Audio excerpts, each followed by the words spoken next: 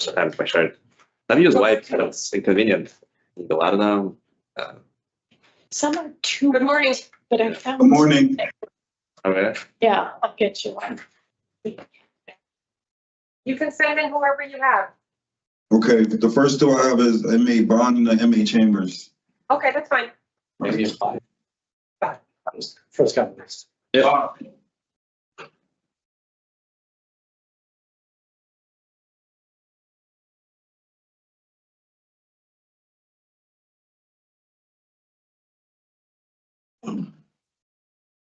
Good morning. Good morning. Good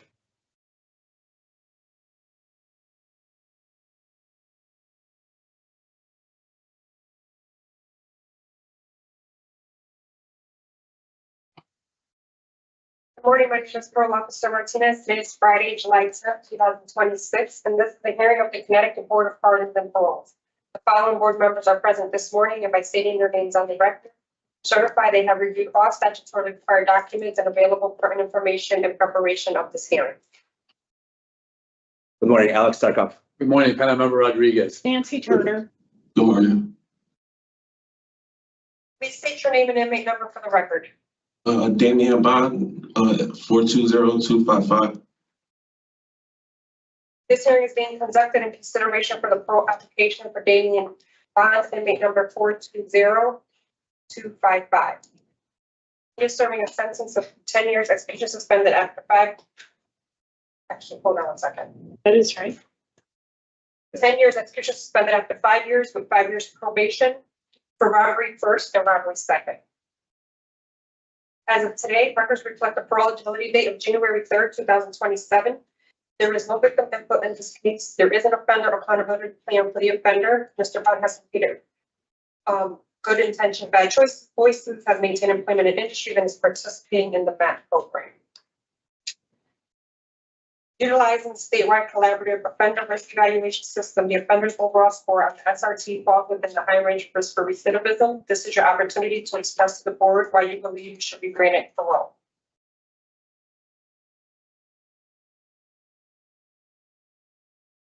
Mr. Bond, now is your chance to tell the board why you should be granted parole. Okay, I believe I should be granted parole because, first off, I accept the responsibility for the crimes, and I apologize to the victims of my crimes. I understand how my actions would led me up to this point. It wasn't the right thing to do.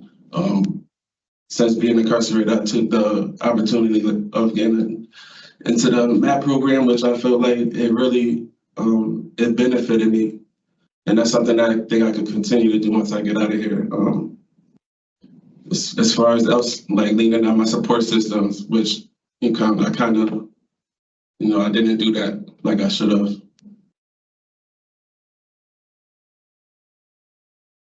Okay, Mr. Bond, anything else? No, I'm good. Okay. So we're going to take turns asking you questions, Okay. and we'll deliberate and we'll give you the decision today, okay? Okay, thank you. We'll begin with panel member Rodriguez today. Thank you, Mr. Chair. Yeah, Mr. Bond, first, I'm glad that you initiated accepting responsibility and that you apologized to the individuals who were impacted by your offenses, because they were very serious charges.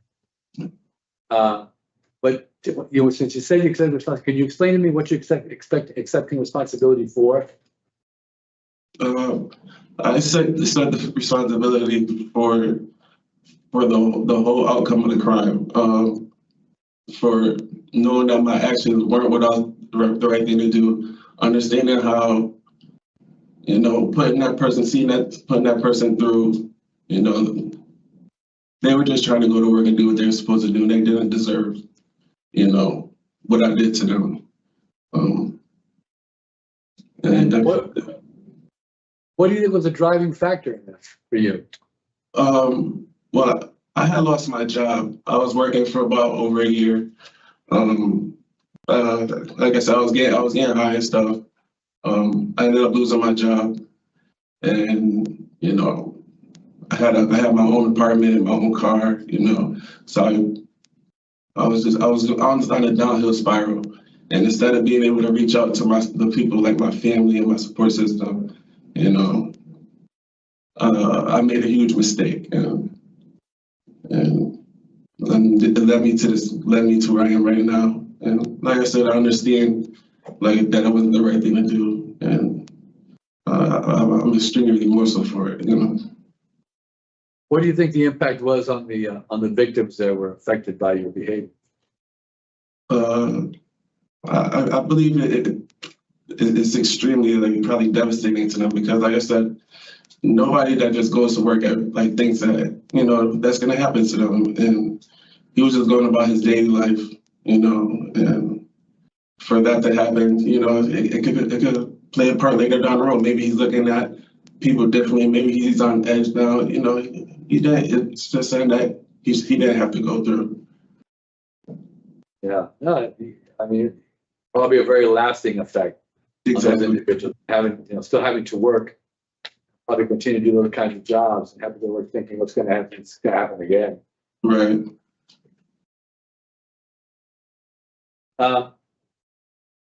You do have a history, that did concern me a little bit, but can you talk to me a little bit about like what was going on in your prior situation with your history?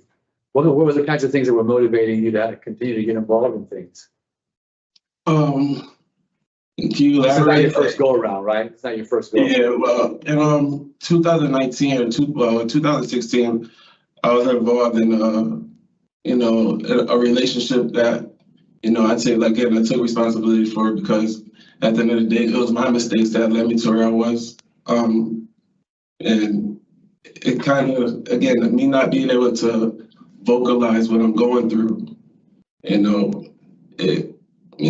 thinking I could take everything by myself, it kind of spiraled one thing into another, and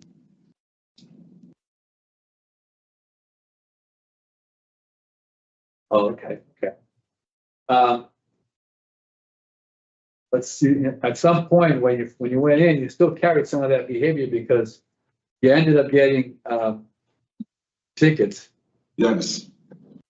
During my first, I could say like my first year of being incarcerated, I carried a lot of frustrations and guilt. So there was a lot of things weighing on me. The effect how again I had on the victims. That's not really my character. How I let myself get to that point.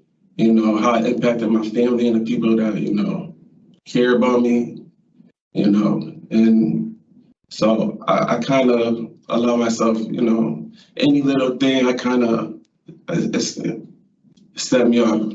And since that point, I haven't had any more tickets. Yeah, I see that. Since the last ticket was in 2023. Yeah, I maintained a job 6 days a week. I completed all my programs. And I'm going to want to talk a little bit about the program. Yeah.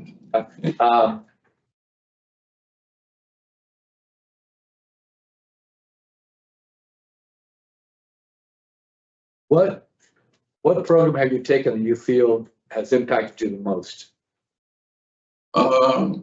I would like to say Voices because Voices allowed me to, again, not necessarily focus on me, but focus on how what I did affected other people. And again, being able to see things from somebody else's perspective, I think that weighs a lot more than necessarily seeing things from my viewpoint. And I think that program really opened my eyes up, to a lot more, Well, I was glad to see that you started out with accepting responsibility and apologizing. Yes. So those are critical responses for me. You don't have a parole eligibility date until 2027 to be granted parole. What's your plan? What you do between now and then? You still have quite a few months before that would come out. Again, I really my focus isn't on maintaining my sobriety and staying with the MAT program, which is, like I said, very beneficial. And continue to just work, you know. That's one of my main focuses is like trying to like save some money so I could go back out there and kind of get back on my feet and you know, just keep trying to find peace, you know. And I think I'm doing pretty good for myself right now, and hopefully I can continue doing that. That's good. That's positive. But what other things are you doing around your sobriety? Have you been attending any group meetings? Yeah, so I do about a one-on-one and a group meeting once a month. What's the group? It's through the MAP program. So we do a group setting, and they come and we do like a one-on-one session. And again, I think that helps me just to be able to talk to somebody, you know, and talk to other people that are kind of going through some of the similar situations that I'm going through. And it's just a big help to be able to voice some things in an open setting like that. And are you focusing in on your recovery and sobriety with that group? Yes, as well as administering support to others, you know, who are going through the same thing, right? Yeah. That's positive, but in this particular situation for me, I think you need to kind of focus on yourself. Yeah, that's the main thing too. Of course. I think you need to share your experiences, but I mean, you need to focus on really kind of figuring out what kind of a relapse prevention plan you're going to set up for yourself on the outside. Right. Have you worked on any of that? Yeah, like I said, I really want to continue with the program outside, and I got to be more vocal, you know, attending meetings and being more vocal with, you know, my support system, like the people that I know will always have my back, you know, and if I'm going through something, not hold it in until I end up in a situation that's irreversible. You know, just be more vocal up front, because a lot of times people can help you, but if you don't say something, then it comes to a point where they can't. You know? Separate from that, you have an addiction services program on your OAP. You haven't taken a tier program? I didn't have an addiction. I didn't think I had an addiction services on my OAP. But no, I did not take a tier program. I'm correct. There is an addiction services on your OAP. No, I didn't. You know, Yeah. I mean, I mean, there's still time for you to, you know, get in there. I know you've asked for it, if you've, you know, signed up or, you know. Yeah. But I do think you need to consider that. Okay. You had, as I remember reading in your file, I believe you said you had 2 overdoses. Yeah. What did you overdose on? Heroin. Yeah. So, you know, serious drugs. And again, I think the MAP program is a good program, but I think that, you know, an addiction services program could help you. I agree. Yeah. And you have time, to be honest with you. So at this point, it's really something you need to be pushing on.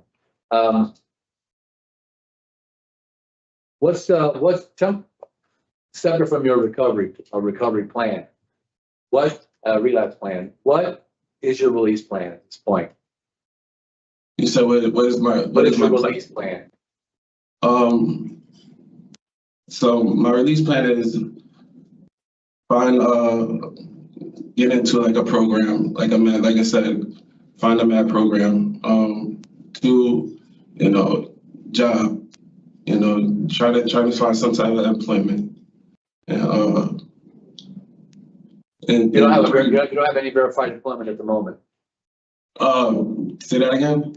You don't have any verified employment at the moment.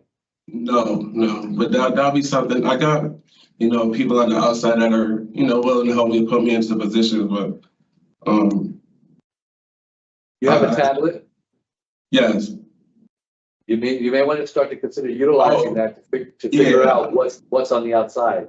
Oh yeah, I definitely look at that. I didn't know that's what you meant. I'm definitely on that tablet, looking at the jobs and stuff that are available into the community and stuff that I'll be in.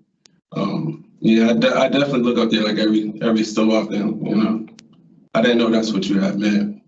when we're considering suitability, we're always considering that there's a plan that it's kind of set up in a way that provides for you to be able to move in a successful direction. Right. And so some of the things that we look for are employment opportunities you already have available to you that have been verified, your living arrangements, your housing arrangements, those kinds of things. Right. Those are the things that we look for. So when you're thinking about setting up your plan to be released, you need to really kind of focus in on making those contacts and doing those kinds of things to be able to set yourself up, because we want to see you be successful. Right. Yeah, I have family members and stuff that do like construction jobs. You know, my mother and father, you know, they're very supportive of my situation and stuff. And Tell me about your support network. What's your support system look like? I got two very caring parents. You know, I got an older brother. I talk to them every day. You know, they're everything I need and more. I got a lot of family, like uncles, aunts, you know, grandmother, you know, just my inner family, you know, is pretty much what I need right now. Well, in a way, you're blessed because you know your history could reflect a lot of bridges being burned. Exactly. Trust me, I know. That's the support you have. That's very positive. The other concern that I'm going to talk a little bit about is the fact that you've had several releases prior to this, Mhm. and they haven't worked. 5 of them haven't worked out well. What do you think happened that they didn't work out? And what makes this release different? What makes this one different is, like, I never was on methadone before, and that's something that I see now that, you know, it works. You know, I'm a lot older, a lot wiser, and this is, I want better for myself.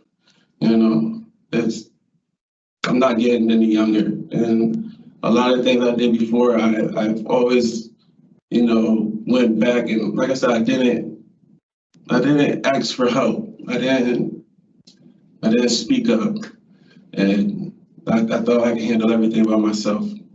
And I don't think that now, and I really just want to, you know, be more open and take a different approach, you know, by going to meetings, you know, being more vocal with myself, and, you know, hoping that will, you know, create a better outcome. You know. And why haven't you gone to NA or AA meetings while you're there? I did a few NA meetings. I never did AA because honestly I don't like alcohol. NA meetings. Why haven't you gone to any of them?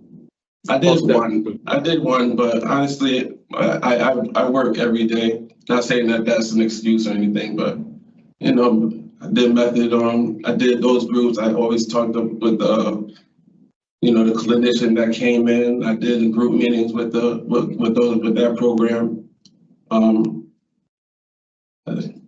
The issue with that is that, you know, you're not really taking out time for yourself, and NA being part of that would have been giving you an opportunity to at least kind of begin to get involved with yourself. And I understand work is important, you know, and having a job is important, but your recovery and making it's one of the issues that created this to begin with, right?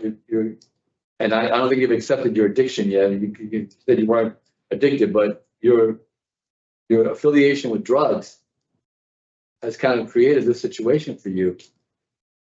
And it's one of the things that I think you need to really give it a priority. No, I do. That's why I always went to the groups. You know, I go every day. You know, and that's not a mind. You're not going to a focus group that's focusing in on substance abuse and your recovery and a recovery plan. Because if you'd have gone to those groups and taken an addiction services program, you might have gone a different direction to starting to set up your relapse prevention plan, your, you know, supporting your recovery community. You know, those are the things that you need to be able to have set up before you release. Have you been involved with CCAR? Yes. Are you involved with it now? CCAR is I had to do tier 4 first, and to become a recovery coach. You don't have to be in tier 4 first. That's what they told me. I'm sorry, you don't have to be involved in it's a community program out in the community. It's not even a DOC program. It's a community in the community that provides a recovery community for individuals who are struggling with substance abuse and drug addiction. So, Right. and it's on your tablet beside, it's also an icon on your tablet. So I you can reached get out. involved with it way before, you know. Yeah, I talked to the addiction services lady about CCAR, and she told me that I had to be in tier 2 or after tier 4 or tier 2 in order to sign up to be in CCAR. I tried to do CCAR a long time ago, and they shut me down for it. I don't see how that happened. I don't quite understand that. Yeah. But I think with your struggles and with your situation, you need a fairly strong relapse prevention plan to be able to make it on the outside. And CCAR is part of that. I think attending NA is another part of that. And I think attending a tier program is also part of that for you. Those are like 3 critical elements, I think, from me, that for me would make me feel a little bit more comfortable at this point with your particular situation. And again, you don't even parole until January 27th. So you have time to kind of pull some of these things together and work on them. And my advice would be to do that. Right. You share with me your support system, your program, the fact that Voice is a good program. And apparently, since you started out with the apology, I'm going to assume that you learned some things from Voices and that it kind of helped you out to some degree. I do still have some concerns, but I'm done with my questioning, and I'm going to pass it on to my colleagues. And I wish you a lot of luck, Mr. Bond. Thank you. I respect you for your feedback. Thank you, Mr. Chair. Member Turner, do you have any questions? Oh, yeah. So, Mr. Bond, I listened to you answer my colleagues' questions. And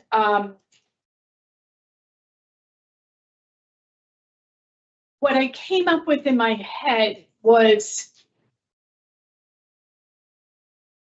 it's like you own a car and you get an oil change, but your tires are bald.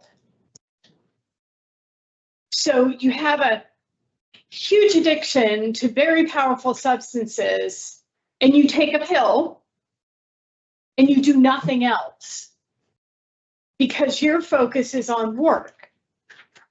And the reality is, this is your opportunity for that work to be on you. And you said you'll go to meetings for a better outcome. You're the one who determines the outcome based on how much work you're going to do on yourself to deal with your addiction. It's not, hedging your bets on a better outcome. It's about what you're going to invest in yourself for your future that is living clean and sober. And I'm concerned about your priorities. Because I honestly believe if they offered you tier 2 tomorrow, you wouldn't take it because you're focused on this 7-day-a-week job. And what are you going to have to show? What are you going to have to show for it when you get back into the community? Maybe some job skills. But you sat here and said that the MAT is 1 meeting a month. I don't think that dosage is sufficient for someone struggling with the issues that you have. Do you know why you became addicted to heroin? Yes. Can you share that with us? Yeah, I can share it. I was doing Percocets. Why? Just Recreational? yes, yeah. Okay. And then that didn't work, so you moved on to heroin. Yes. Okay, but why were you using Percocet to begin with? Were you trying to escape life? No, just recreational. No. Okay, so something about that substance triggered something in you chemically that brought it to the level of an addiction if you were using heroin every day. And even if it wasn't heroin, it was just the marijuana that you were using every day, because I know you use them both. Yeah. If it's something you need to do every day, it's a problem. So your plan is to maintain your sobriety, and we have MAT, and really not much else in your wheelhouse for helping you live clean and sober. And I'm glad that you understood that before you weren't willing to ask for help, because you had a probation officer and you had them multiple times. But, you know, you don't have to do your addiction alone. And that's why my colleague was talking to you about CCAR. And, you know, NA is about the 12 steps. And Right. that's the mechanism you use to work on yourself. Right. It's not just sitting in meetings. See, I was very vocal about, you know, the stuff that I was going through. And like I said, I understand your guys' voicing that one point that I could do more for myself. And I agree with you. We want you to 100%. do more for yourself. We know you can. I know, I agree with you. We want you to want to do more for yourself. I think is the bottom trust me, line. I do, you know, I really do. I really do. Well, then, you know, with this time remaining on your sentence, talking to addiction services, and I'm surprised you're a 3 with the daily heroin problems. You know, I think that is lowballing your problem, a 3. They may only offer you tier 2 because you're a 3, but take whatever you can get, do aftercare. I'm going to encourage you to seek employment using the reentry centers around the state. I know you want to be in the Waterbury area where your parents are. There's reentry center here. You know, they'll help you connect to employers who are willing to hire people with criminal histories. Have you ever gone that route? Yeah, like I've been in touch with people with employers while I've been incarcerated. It's just that it's not like I've got a set in stone job when I leave here, but I've definitely, you know, I've been in touch with a couple people that are willing to give me a chance, you know. Okay, my question was, have you gone that route? Meaning, have you worked at gone through a reentry center coming out of incarceration to get the help with your job search? Does like a temp agency count? No, it's a reentry center specifically for people coming out of incarceration. No, I never went to a reentry program. Use your tablet, look up the reentry centers around the state, one specific to Waterbury. You don't need to go through a temp agency. You don't need to do the job search on your own. I never had a problem getting employment. I've always had a job throughout my life. Okay, I don't know how you can say that when you lost your job and that's what caused this downward spiral and brought you to robbing businesses. So which came first, the relapse or the losing your job? The relapse. Okay. So again, that is the presenting issue and the priority you need to be working on. That's my interpretation of your situation. You're 35 years old and you're going to go live with your parents. Your parents are, you know, my age, they're approaching retirement. You should not be a financial burden to them at 35. You should be ready to assume your adult responsibilities. How much money have you saved in this job? I got about $6,000 saved up. That's a great nest egg. That's a good start. I'm impressed.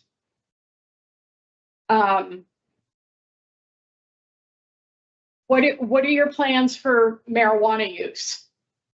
Ma'am, honestly, the only thing I really want to do is continue with the MAP program. That's it. I don't want to Right. do And anything other than that. methadone is helpful for an addiction to heroin.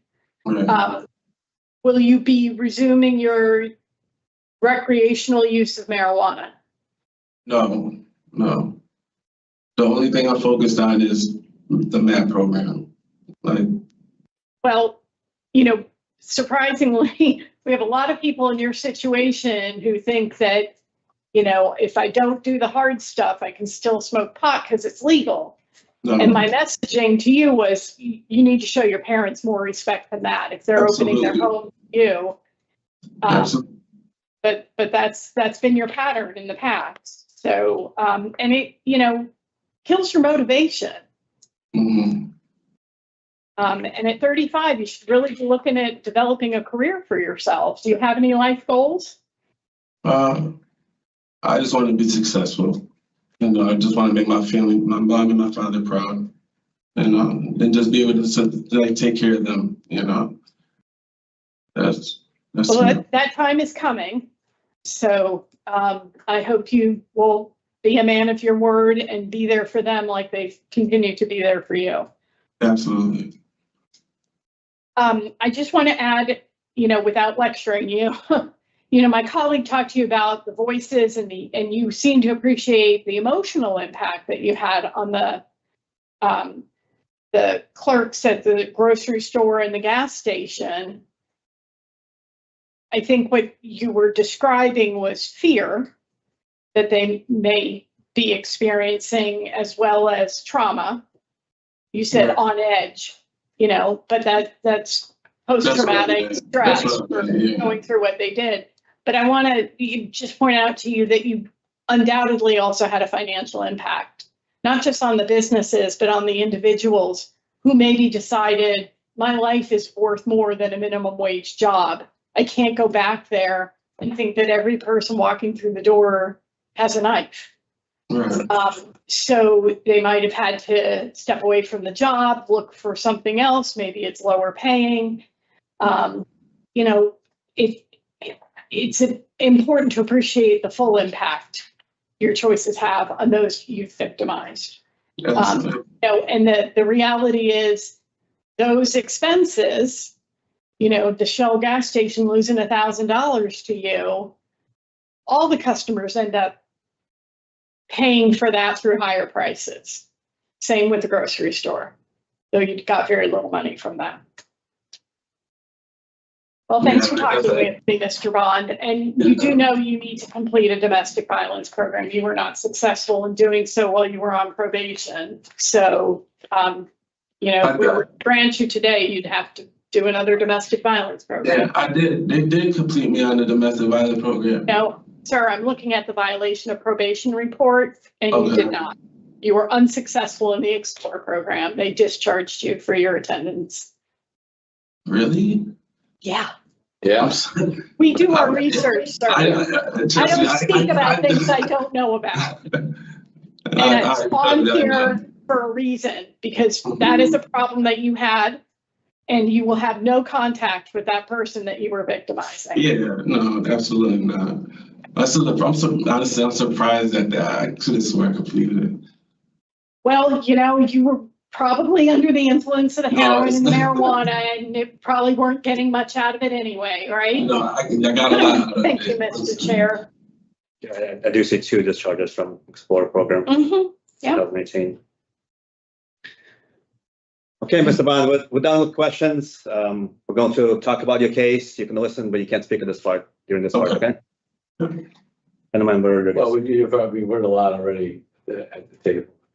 Really, for me, there still needs to be a serious focus on his addiction. Like we have taken the kind of programming that would really be helpful to him, but the fact there isn't a relapse plan that really speaks to his being able to be connected to a community that could help support his sobriety and his situation with addiction to a very, very difficult drug. You know, on one level, he sounds as if he's really beginning to put himself together with the pros that he's taken. He has taken some programming. He hasn't had a ticket since 2023. So again, do I hear that he's really moving in a positive direction? Absolutely, I hear that. But I have a serious concern about not having finished this. Now, there is time between now and January 27th, and that's kind of where I'm a little buzzed at. I could deny and bring him back. Then give him time to get into addiction services program. We could grant, maybe he still has time between now and then to do it. But I think I want to kind of hold his feet to the fire. I think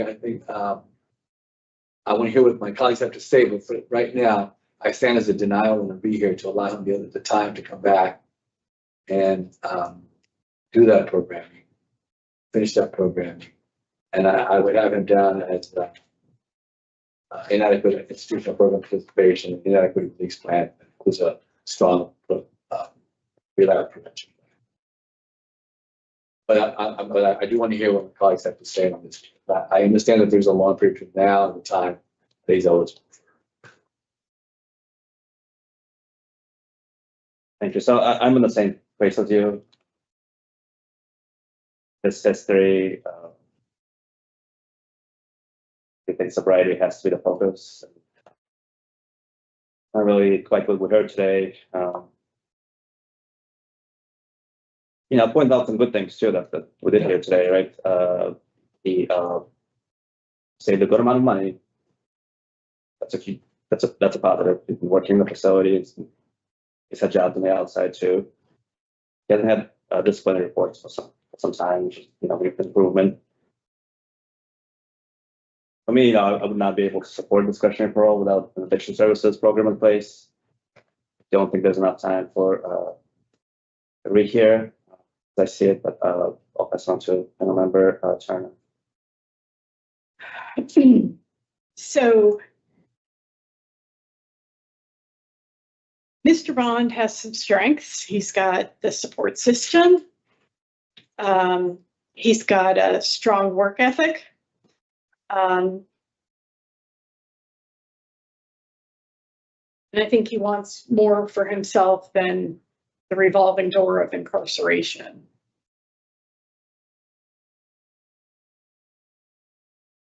I'm just a little concerned that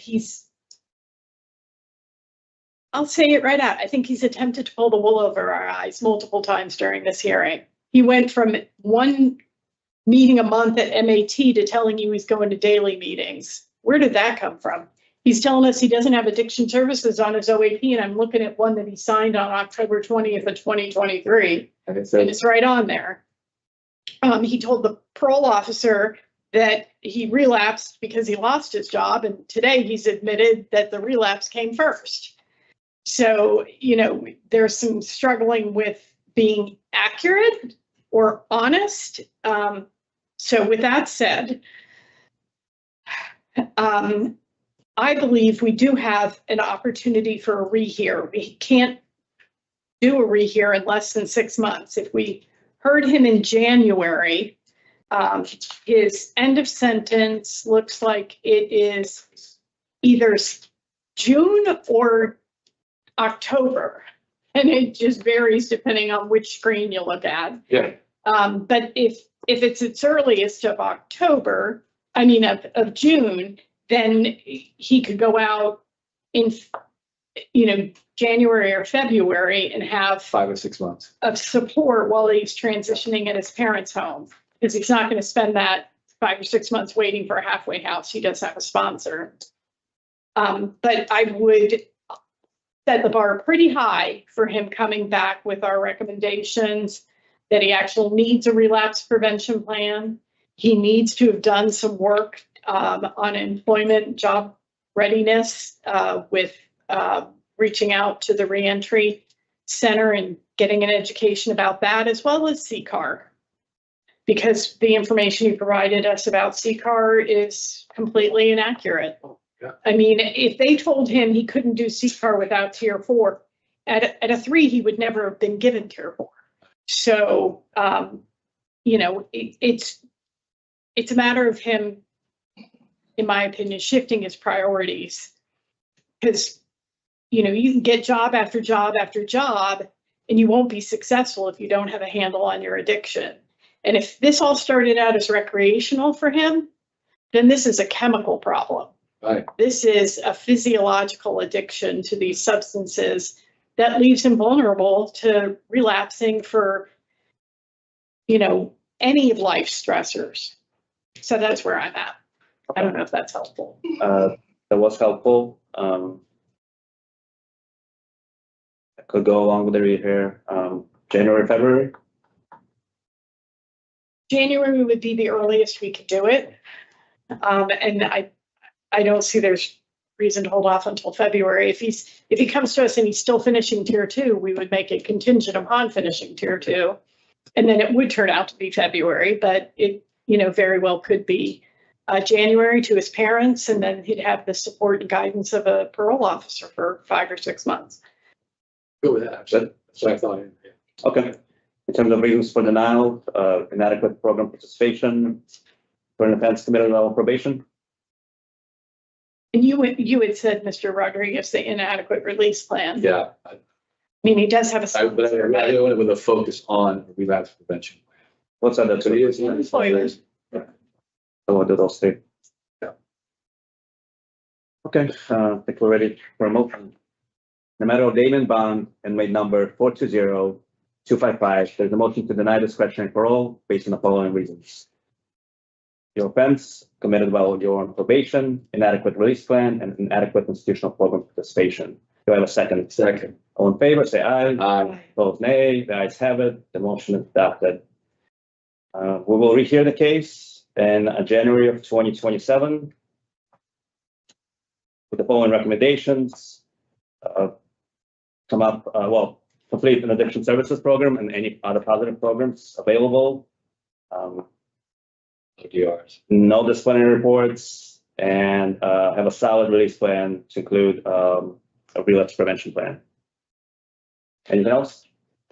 Okay. All right, Mr. Bond, did you get all that? Yeah, I got it. We're gonna give you another opportunity to this, okay? Thank you. Thank you. Come prepared. If you can get a job lined up, if you can get a letter, CCAR. whatever you can do to prepare yourself, okay? Good luck. Thank you.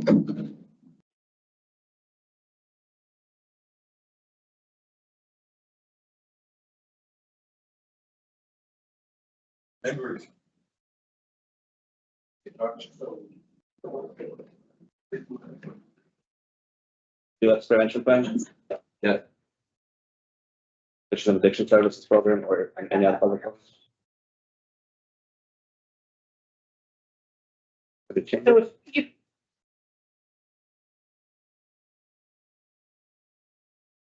Good morning. My name is Jesse Chambers.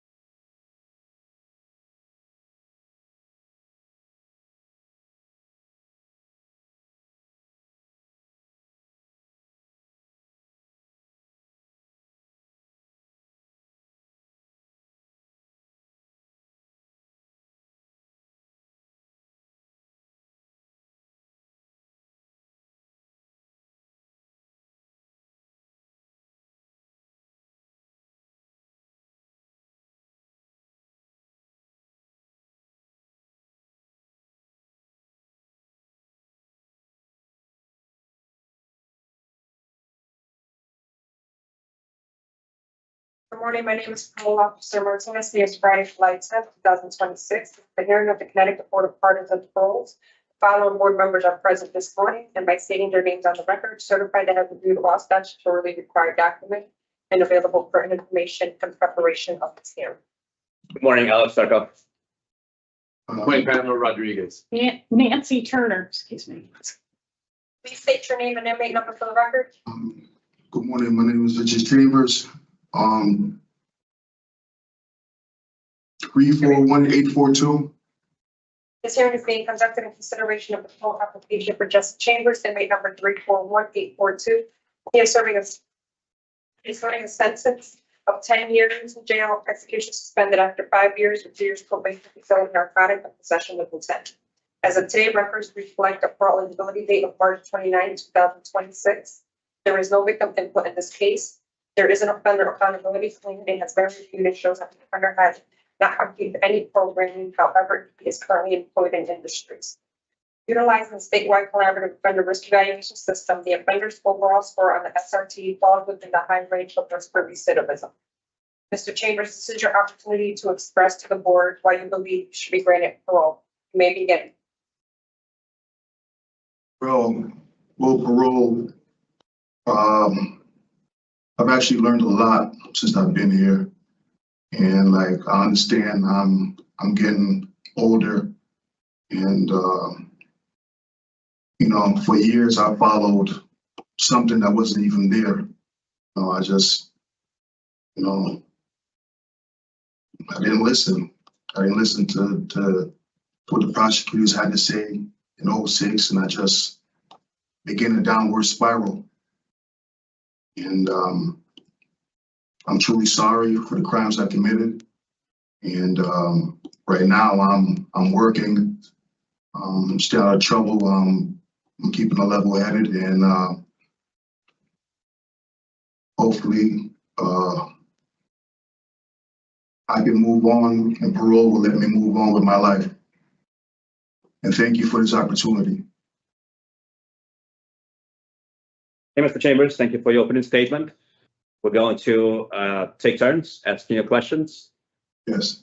Then we'll discuss your case and we'll give you a decision right then, okay? Yes. Okay, so why were you selling drugs in the community?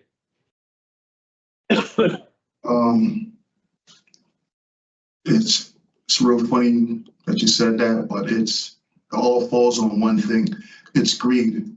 I had multiple jobs and I didn't need to do it. And a lot of times, men in my ethnicity, we get held up with greed, and that's all it is. It's just sheer greed. What were the jobs that you had at the time? Security and construction. I worked for West Farms Mall in a company.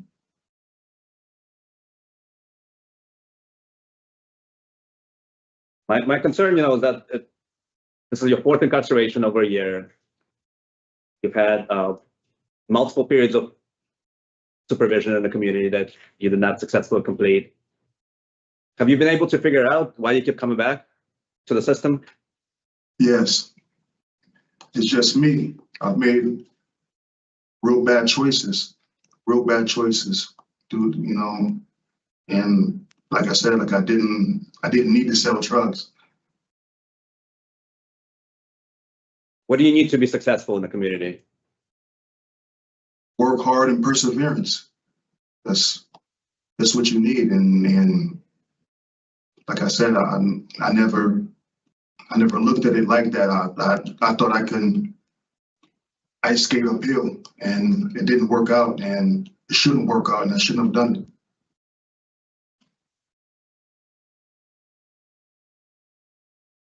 Okay, during this incarceration, you have not received any disciplinary reports. That's good. You've been working at the clothing factory for how long? Yes, for a few months now, couple months now. I've been working. You had a different job before that too, right? Yes, I was a tierman and a commissary worker in industries in Hartford. I was in the jail? Yeah, in a different Hartford. prison, yes. Okay.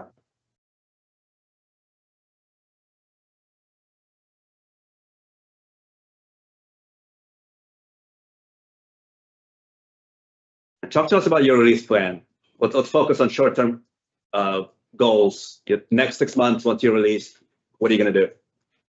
I still, it's strange to say this, but I actually still have my security job out in the world. And like I said, I'm gonna put all of my focus on finding, better jobs and just working, because I've looked at a few of my family members. They had one job and they have the universe out there, in the greater area of Hartford. So I'm just gonna work hard. You've been in touch with your employer and they're willing to hire you back? Oh, yes, yes. I have him on my phone. He's on my phone list.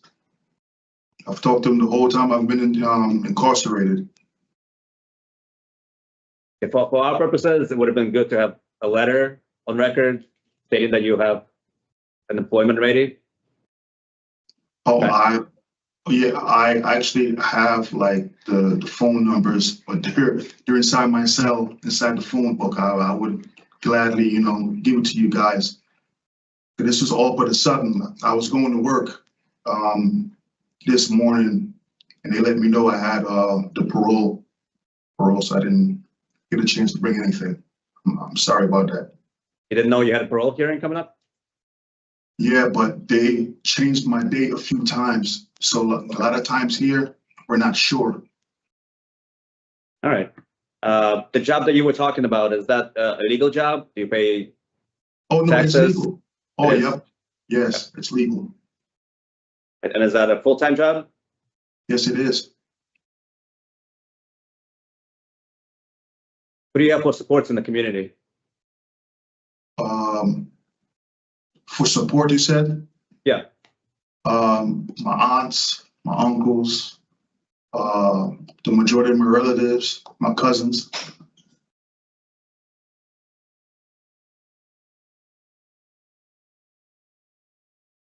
And then how have you changed the most during this incarceration? You said you've learned a lot. So what have you learned? Because this is not your first time here. I've learned to live with the laws. Like where I'm from, we're considered, rebels and stuff like that. 'Cause I'm from Jamaica, and like a lot of times, a lot of our people are very hard-headed, and I've been hard-headed, the majority of my life. So I've learned to live with the laws and what requirements,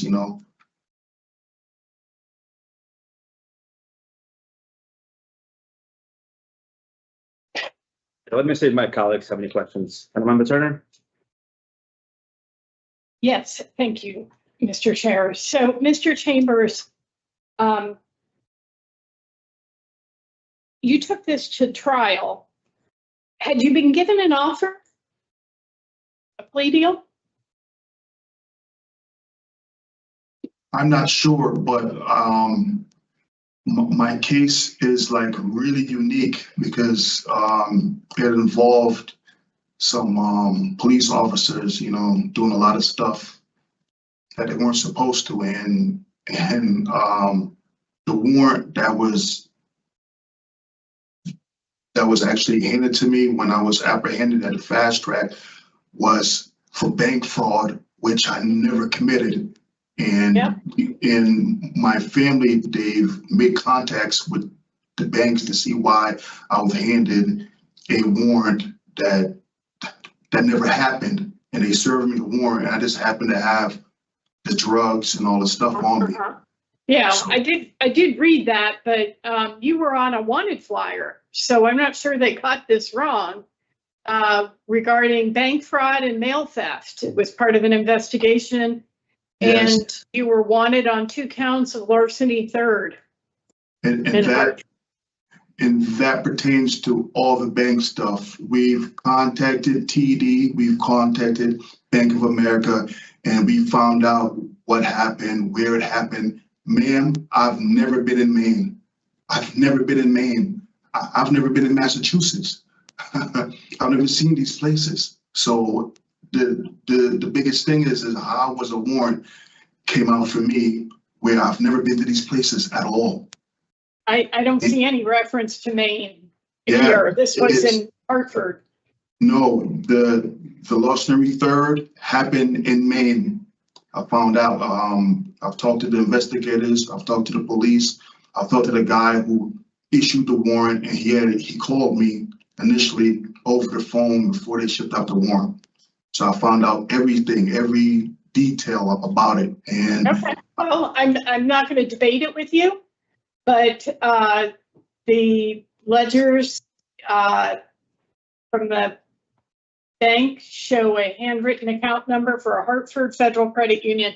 So, you know, when you start doing bank stuff, it goes up to the feds. So it's Yes. interstate because Yes. banks are headquartered in different states, and yes, you know, you're going to get yourself in a heap of trouble. Let me ask you, you say greed, but I'm wondering, do you believe you're addicted to the lifestyle? no, absolutely not. It was just a means to an end. I realized no one person can sell drugs for an eternity.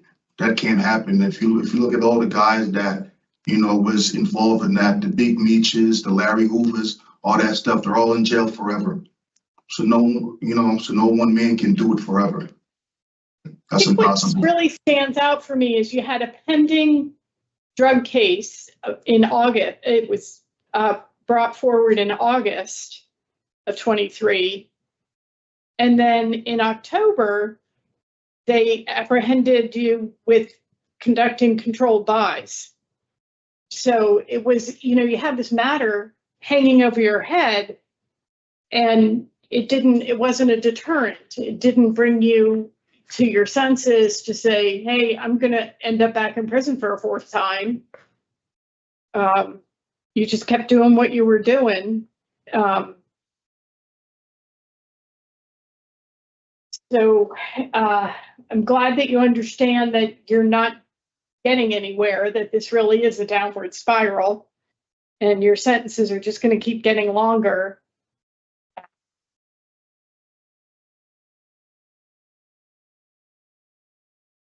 You indicated when you were interviewed by the parole officer that you appreciate, to some extent, that, you know, peddling drugs in your community is really poisoning people. You know, oftentimes when you put out that kind of energy and exploit other people suffering with an addiction, it sets up for some bad karma, if you believe in karma. Yes, I do. So do you have a thought to how you can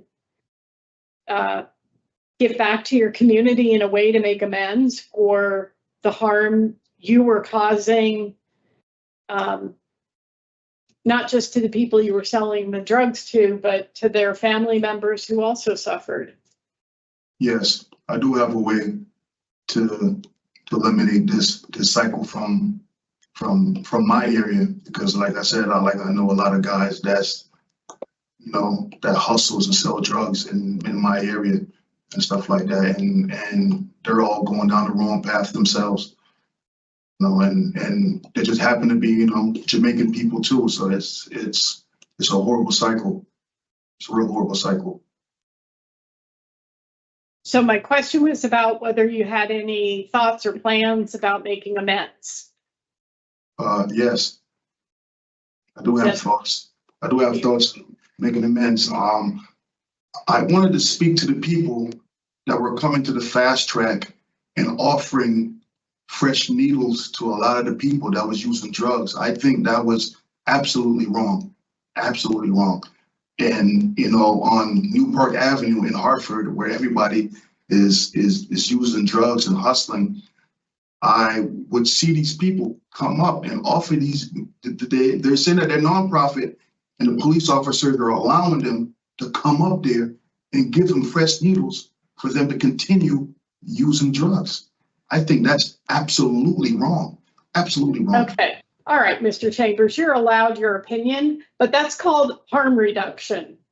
It's a specific strategy to keep people from diseases and overdoses while they're still struggling with their addiction before they embrace recovery and sobriety. So it's a very legitimate strategy to keep people alive until they get to a place where they can embrace recovery.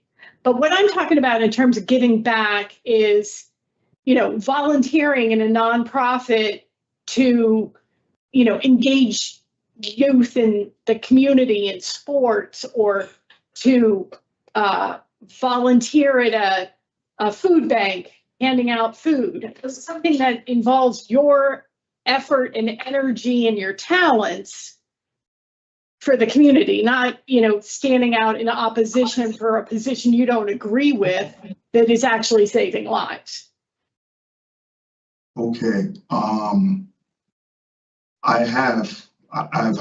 actually you mentioned the food bank, that there was a food share in the back of Bloomfield. I think it's the biggest one I've went there and added a mountain of hours there. Okay, was that community service you were required to do? No, it wasn't. All right. And when I say volunteer, I don't mean a one and done. I don't mean donate a backpack to the back to school project. No. Or, buy a I think toy at Christmas to give to Toys for Tots. I'm talking about an ongoing commitment to make amends for the harm that you were causing for quite some time out in your community, peddling poison to those suffering with an addiction. I give it to you as something to think about. Thank you, Mr. Chair. I have no more questions. Thank you. Senator Rodriguez? Jumped, I don't know if that's or not. Have you taken any programs? I've had a talk with Devon Ward. I've had a talk with the parole officer that interviewed me, and I don't know if I can go and get the warden, have her explain to me that the people that handle the programs here, Ilioff, Fitzgerald, May, they told me that they were not going to allow me to do voices. I've been trying to get into voices since I've been in Harford County. That's almost 20 years Why ago. weren't they going to allow you? I don't know why, but they say that I am not first priority. And, It would seem to me that's a program you should probably be taking. Don't you think? New thoughts? I know Yeah, that. Hold on. I've written to them 1,000,000 times. What they tell me is you're on the waiting list. That's over 8 months ago. Like I don't know what to do. I can't fight them. I understand that's a challenge. But yeah, it was seeing there's a couple of programs you could probably utilize. The other thing is, I think you said you didn't realize you had a hearing today. No, I was actually heading to work, and they called. You asked when this hearing was going to occur, and you got a response in June saying that it was July 10th today. I didn't. I was going to work today. I didn't have a clue. Like I said, there's a lot of guys who have the parole dates, and the parole dates just changed. It was a guy that was supposed to head down you here got today. a response on your request saying that that your parole hearing was today. You got a response. No. What response? What response did I get? You sent a notice out May 18th. I would like to know if I will get an interview for parole. My dates are always changing, which you said earlier. Dates are always changing. Yeah. So you said earlier, right? Yes. I don't know if I still have the same assigned parole officer. Thank you for your time and patience. On June the 23rd, you get a response back from a parole officer saying your parole tentative hearing date is scheduled for 7/10/26. I've gotten no paper of the above that says that. That's in my cell. I've kept every recorded paper I've ever written or have gotten back. I don't have that paper. Okay. I've never gotten any response like that. I have a copy of it, just so you know. Okay. So I didn't it's get out that there copy. somewhere. It's out there somewhere. So I guess my major issue is that, and I hear like the positive things that you're saying. I want you to know that, but there's a lack of programming for me here that I think needs to happen, and maybe there's a way that you can get it. That's my biggest concern here. But it's like you guys know that a lot of guys that's coming to parole are not getting their programs in. So when they come here, you hit us with that, and then you're saying that we're not trying to get into our programs. I've been trying to get into voices for over 2 years. I didn't say you weren't trying to get into it. I said you need to get into one. They're not allowing, You need to finish your OAP. in this prison, they're not allowing us to do our programs. So if my level was a level 2 and I was in Willis-Cybulski, all my programs would have been finished. But in this jail, it's a program problem. There's a correctional officer out there right now outside that would explain to you the same thing. There's a lot of people that's waiting to see parole and are not letting us do our programs. It's not our fault. Either it's a staffing issue or maybe it's fraud. I don't know. They're not allowing us to do our programs. Okay. All right. Well, I appreciate your response anyway. Thank you so much for that. Thank you. And I wish you the best of luck. So, Thank you. Okay, Mr. Chambers, we're going to discuss your case. You can listen, but you can't speak during this part, okay?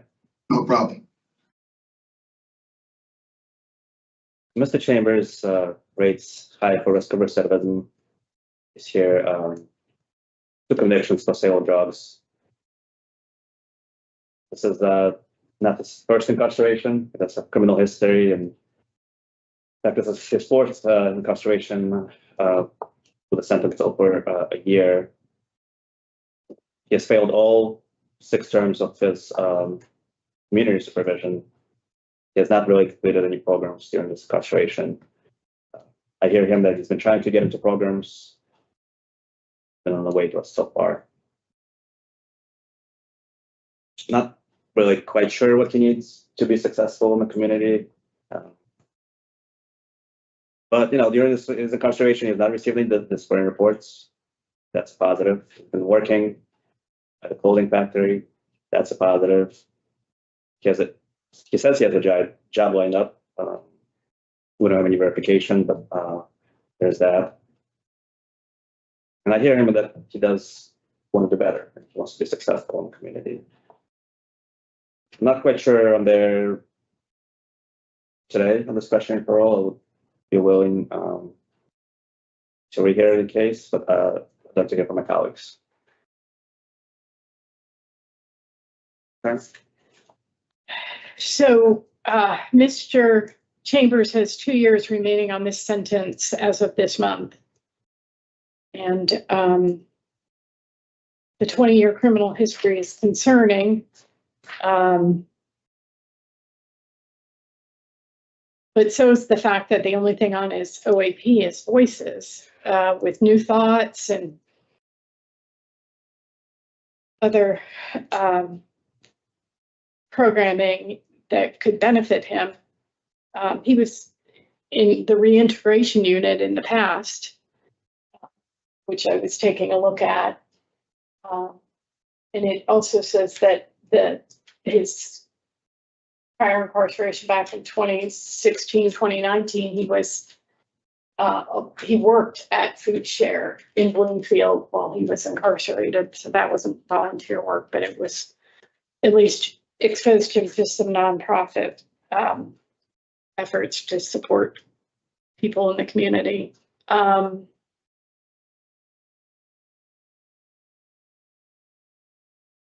I mean, it feels a little silly to me to think of doing a rehear in a year for him to take voices. Because I don't feel confident that they're going to put anything else on his OAP.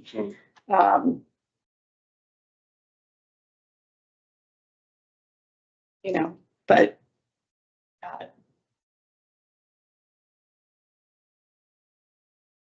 he did escape in 2019, so he's never been successful in supervision in the community. So, you know, he has 3 years of probation to follow, and, you know, do we give Parole a go?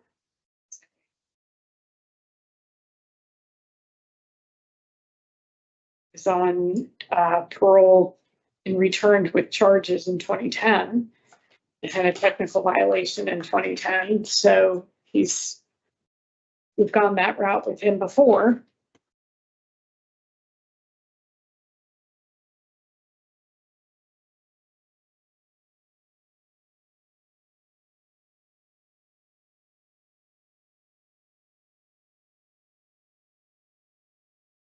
I know. It's concerning because he, attributes his choice to commit these crimes to greed, knowing that he's harming the community. And he was working, and his whole plan now is to go out and focus on work. But he was. It was. And he had, what, 2 jobs?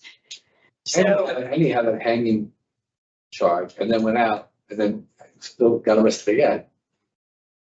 pending charge, went back out doing the same damn thing. Yeah. I've talked myself into a denial. Yeah. For me, it's a denial over here. And I understand it says voices, but you know what? I think you should take it. And I think that you could take other programming. You could take some more programming beyond that. Once we do this, I'm sure they'll give them the opportunity to get into that program and do it. Present them more. But for me is, how much time? It's got 2 years left. Where are you? In February. Oh, no, I mean, if it's a rehear, it should be a year. But Yeah. I'm not opposed to a rehear, You're opposed to it over here? but it doesn't matter. We don't vote on it, so. I would be interested in, he has no DRs, working. I'll rehear the case in a year. July 23. I'll be able to take the program. You guys had a chance to take? July 27th? And it still gives them time on supervision. No history and inadequate program participation as reasons. That's one, yeah. Does that work? You go to the release plan? Look at the release plan also. I mean, since I was also looking at poor performance on community release, given All the six. So about, yeah.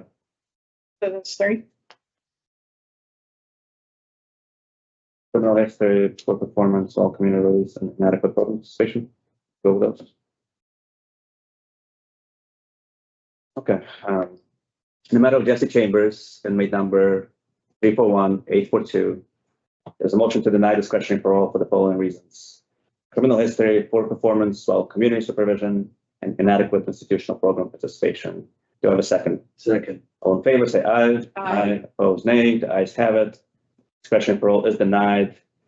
The board will rehear the case in July of 2027 with recommendations to complete any positive programs, take free of disciplinary reports, and come up with a solid relief plan. Okay, Mr. Chambers, did you get all that? I wouldn't do any of that. I would just waive it because it doesn't make sense. And That's okay.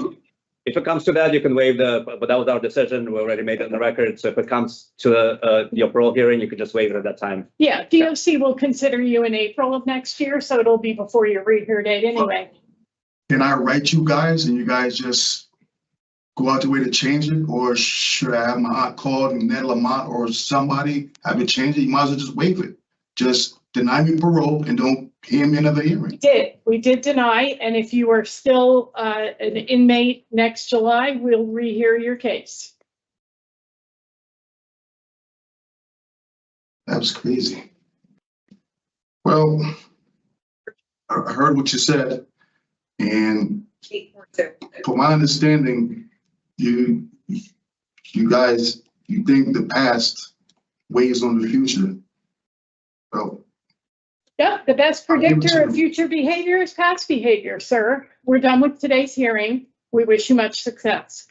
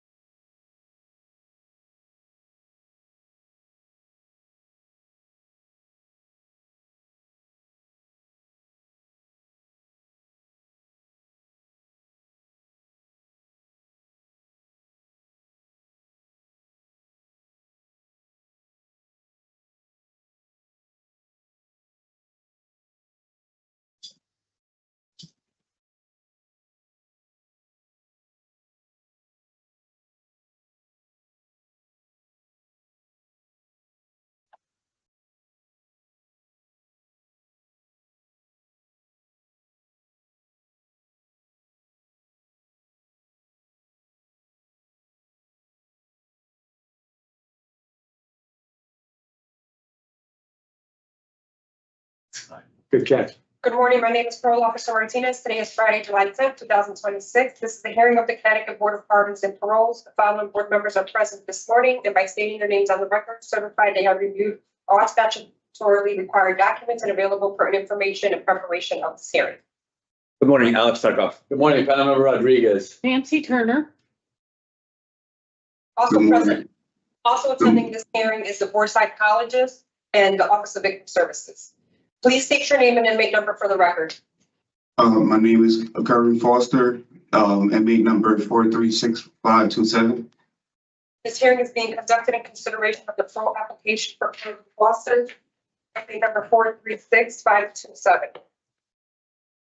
He is serving a sentence of 15 years after previously suspended after 8 years with 10 years probation for sexual assault, third, and illegal sexual contact. As of today, records reflect the parole eligibility date of November 11, 2024. There is victim input in this case. The inmate was heard by the board on 8/28/2024, and he was denied parole, and a new hearing date was set for July 2026. The board recommended that the inmate engage in the additional programs on his OEP, asked for him to be reevaluated for his drug and alcohol score and to refrain from obtaining any DRs. Since his last hearing, the offender has completed the following programs: short-term sex treatment program, Voices, and has maintained employment in the kitchen. Utilizing the statewide collaborative offender risk evaluation system, the offender's overall score for the risk of recidivism falls within the moderate range. This is your opportunity to express to the board why you believe you should be granted parole. You may begin, Mr. Foster. Okay, first of all, I wanted to say thank you for giving me the opportunity to have a second chance in parole hearing. I would like to say, being incarcerated, I learned how to take full responsibility of my actions on what I did in my case. I'm sorry for a sexual assault on my niece. I wasn't in the right mind state. I made a mistake. I'm sorry for breaking her trust. I'm sorry for making her scared of me. I'm sorry for hurting her. I'm sorry for not being an uncle to her. I wish I could go back in time and change everything. I just hope in the future I can earn her trust again. I hope she could forgive me for what I did to her. I know it's going to take time, but I hope she forgive me. I will never get in trouble ever again. I don't want to come back to being incarcerated. Being incarcerated taught me so much about what I did in my past.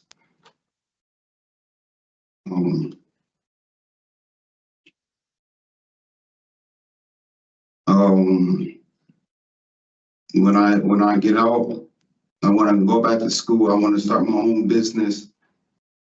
I want to do a food truck, just so I can stay out of trouble and stay busy. I want to help my family and get the trust of everybody that I hurt in my family.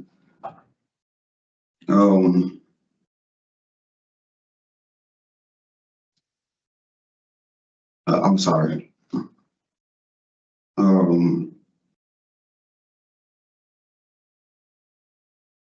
Yeah, I made a few mistakes, and being incarcerated and out in the world, and I would never make those same mistakes again. I don't want to come back in here. I'm sorry. Okay, Mr. Foster, thank you for your opening statement. You know how this works. We're going to take turns asking you questions.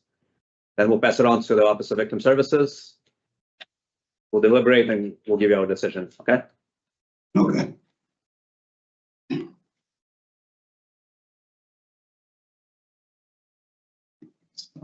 All right. So, Mr. Foster, good to see you again. Good to see you. Panel member Rodriguez and I were on your prior panel. Just for the record, you completed the short track sex offender program before your last hearing. The only program you've completed since is Voices. Yes. Okay, what have you been doing for the last 2 years? Just focus on myself, trying to learn about my business and, you know, learn what I went wrong and why I sexual assaulted my niece. How have you been taking this work on? Just being myself and just thinking on what I did, like talking to other people, trying to get more understanding of everything. So you've been talking to others and you've been thinking. Have you been educating yourself? Have you been reading books? Have you? Yeah, I've been going to the library. Well, over here, I've been going to the library a lot. I've been trying to find business books, stuff that will help me go back to school. And I mean, they don't got a lot of resources here. I asked the inmates that work there. I also try to get books ordered in. Okay, so you said you learned where you were focusing on yourself to learn where you went wrong. Where'd you go wrong? Just I went wrong by having the power to tell someone else what to do, and that's where I went wrong. I overused that power. You exploited a position of authority over this child for your own sexual gratification. Is that correct? Not for my own sexual gratification. I didn't know what I was doing at the time. I wasn't in the right mind state. Just having the power over someone it was something different. Well, you exercise that power through sexual contact and victimize this child. I wasn't in the right mind state. You know, that's what you said repeatedly at the last hearing. And when you were in the program there in the facility, you continued to blame alcohol. Though the pre-sentence investigation said, and the police report said absolutely nothing about alcohol use. And that's one of the things we wanted, was to have your drug and alcohol score revisited. Did anybody come from addiction services and assess you? I was doing addiction services in McDougal, but I'm not blaming the alcohol no more. Well, before we move off of the alcohol, what did the addiction services person in McDougal say to you?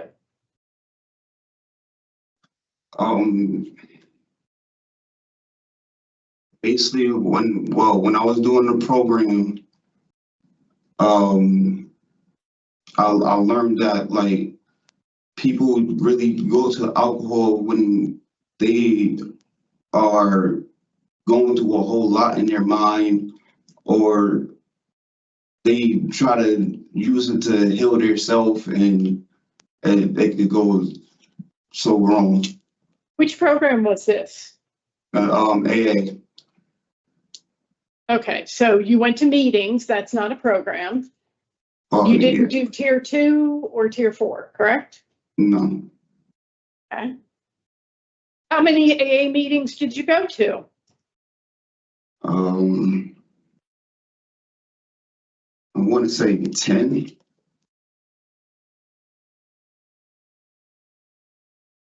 Can you take anything that you just said about what you learned and make it an I statement?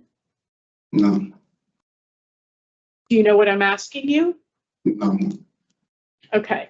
You sat here and said that you learned that people, that they use alcohol when they feel bad, and they use alcohol because of their feelings. And I'm wondering, what did you learn about yourself?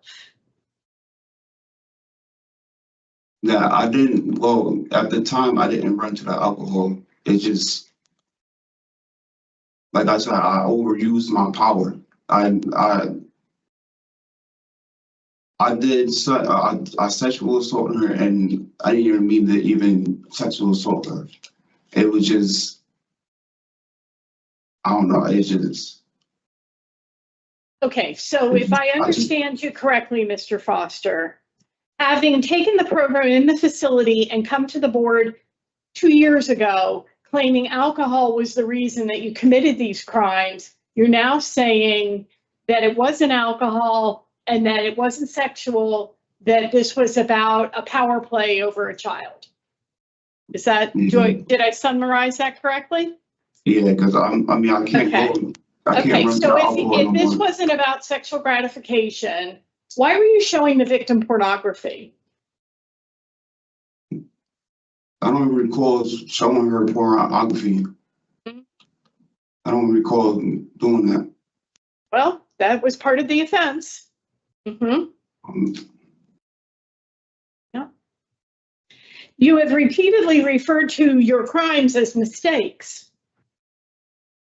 And I think that's a minimization because you made a choice while you were isolated, babysitting this child, to overpower her and victimize her and commit a crime. So there's a difference between a crime and a mistake. Crimes will put you in prison. So if you're really, accepting responsibility, as you said, sorry for the hurt that you caused, then you acknowledge that you perpetrated these crimes and caused great harm. Do you see that? Yeah. Uh-huh. I think of a mistake as forgetting to return a library book. Not raping a child. So what's been the harm caused to the whole family by your crimes? By me doing this to her, they're gonna look at me a different way. Even with the community, everybody gonna look at me a different way. And Well, they need to be cautious because, the concern is that you would reoffend. You have 10 years on the registry when you go out. You have 10 years of probation.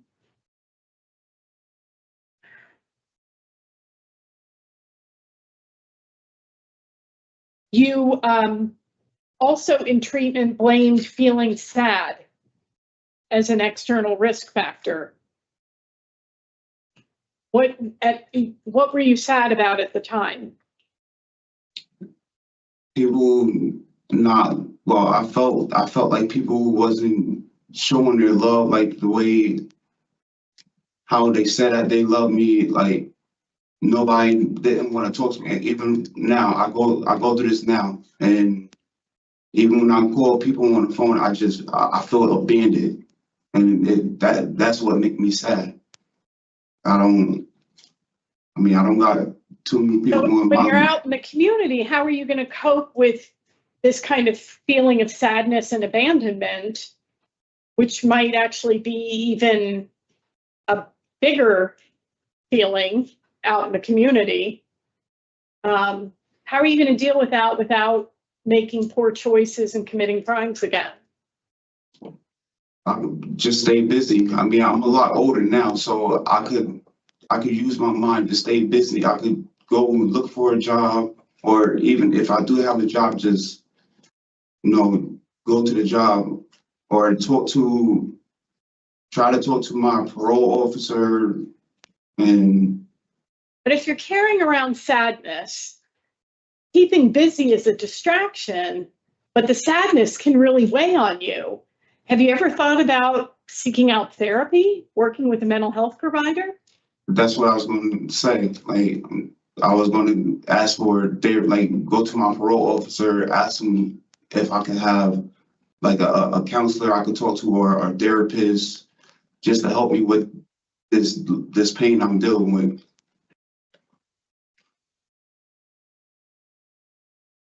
So you got one new DR since your last hearing back in December, unfortunately. Who was it that you needed to be on a call with at Osborne?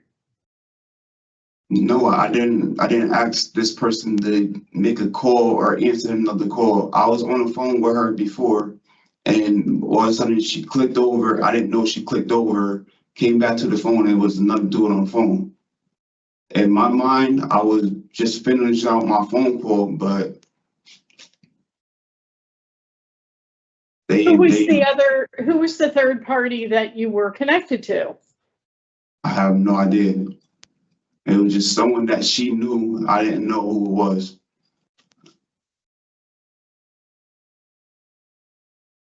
You know, Mr. Foster, like the best way to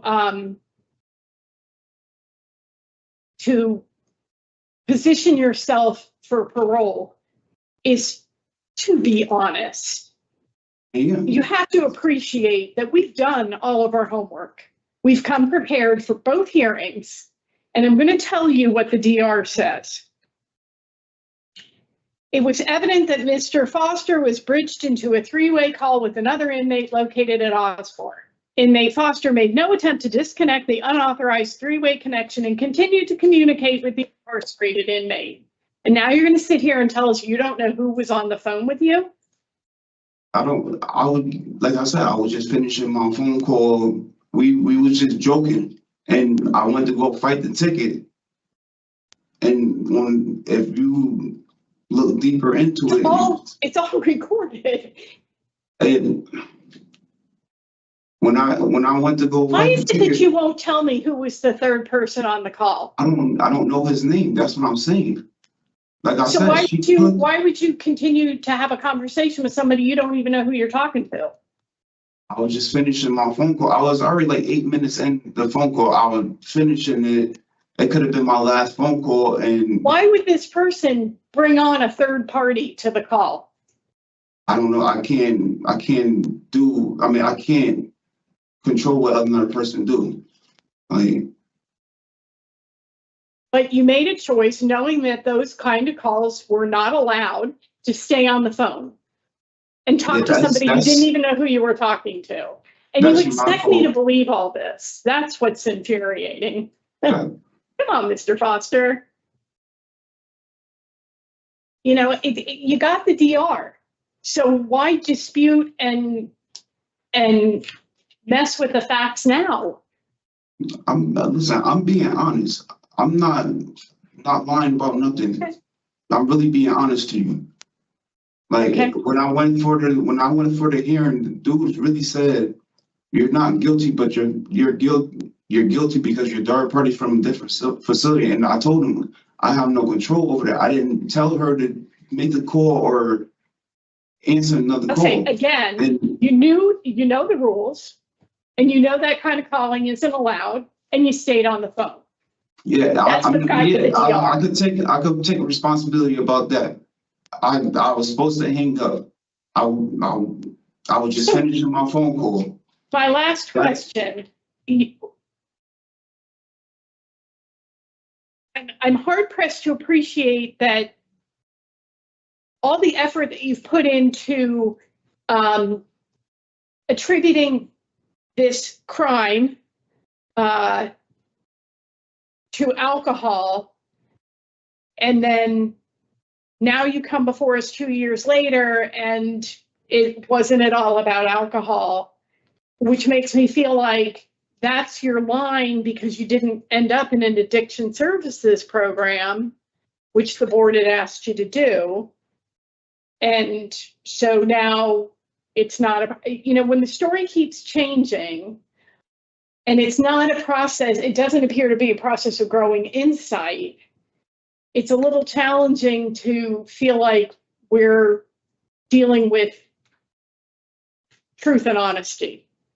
I'm just going to put it out there, Mr. Foster. I just feel deeply confused by this situation. And I really had hoped you would present much better today, but I'm going to listen to what you share with my colleagues and maybe I'll learn something. Thank you, Mr. Chair. Thank you. Senator Member Rodriguez. I don't know how much you're gonna learn. Because I share basically the same concern you just outlined as well. But did you receive more than one ticket? Yeah, I got another ticket. Yeah. So it's not even one ticket, it's two tickets. And that was one of the main things we were looking at, no tickets. Yeah, the second ticket I wasn't even supposed to get, and that was I just. mean, I'm gonna be honest with you, Mr. Fall, you were really given a real opportunity that time. And you're not presenting well today.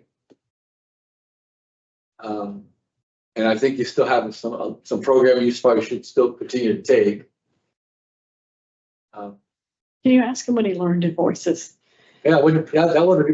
What did you learn in voices? What I learned in voices is the crime that I did, it affected the victim, and not only just the victim, but it affected everybody that's like the community, my family. And probably long term. Yeah. There were other programs that we wanted you to take as well. And I know the addiction service was one of them, which you didn't do, right? I started to do, but Anger management, I think, was another one we listed, which I'm sure you didn't do as well. I didn't see that on my OAP. That's what we listed as a recommendation in when we did your decision for the last hearing. I mean, it's going to be very challenging today, Mr. Foster. I don't have a lot of questions for you. I think, kind of laid out where you're at this point. Good luck to you, sir. I appreciate it. Senator Member Rodriguez. Mr. Foster, the last hearing, you seem to indicate that the sexual assault happened one time occurrence. It's not really what we have in the official documents, but I wanted to give you another opportunity to answer that question to see if anything has changed. It didn't happen one time. It happened multiple times. Okay. I appreciate you taking responsibility today. Have you tried to take the anger management program in the facility? And Do you remember there was some discussion about that program in the last hearing? yeah, but when I got my OAP, it didn't list the anger management program. Right. Yeah, I think that's all the questions I have. So at this point, we're going to turn the hearing over to the Office of Victim Services. Foster, you're allowed to listen, but you can't speak during this part, okay? Okay. Thank you, Sir Chair. Good morning, panel. I do have a statement from the mother of the victim, and it reads, "To whom this may concern,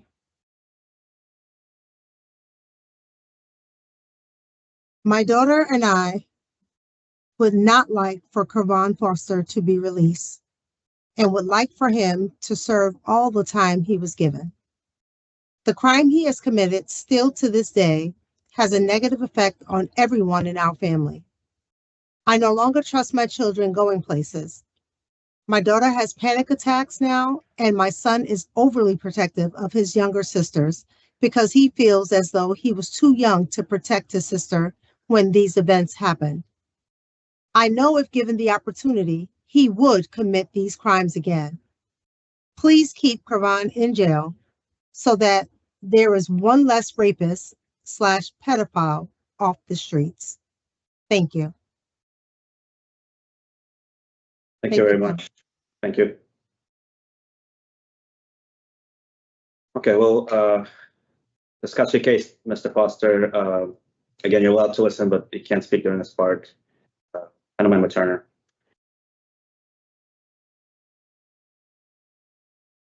Well, I'm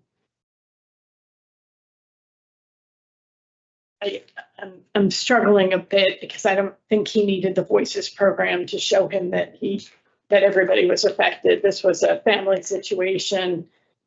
He was babysitting a relative and made the decision to behave inappropriately and victimize and violate a child. At 17, he certainly knew right from wrong. He has 10 years on the registry, 10 years of probation ahead of him, and a standing criminal protective order through the year 2052.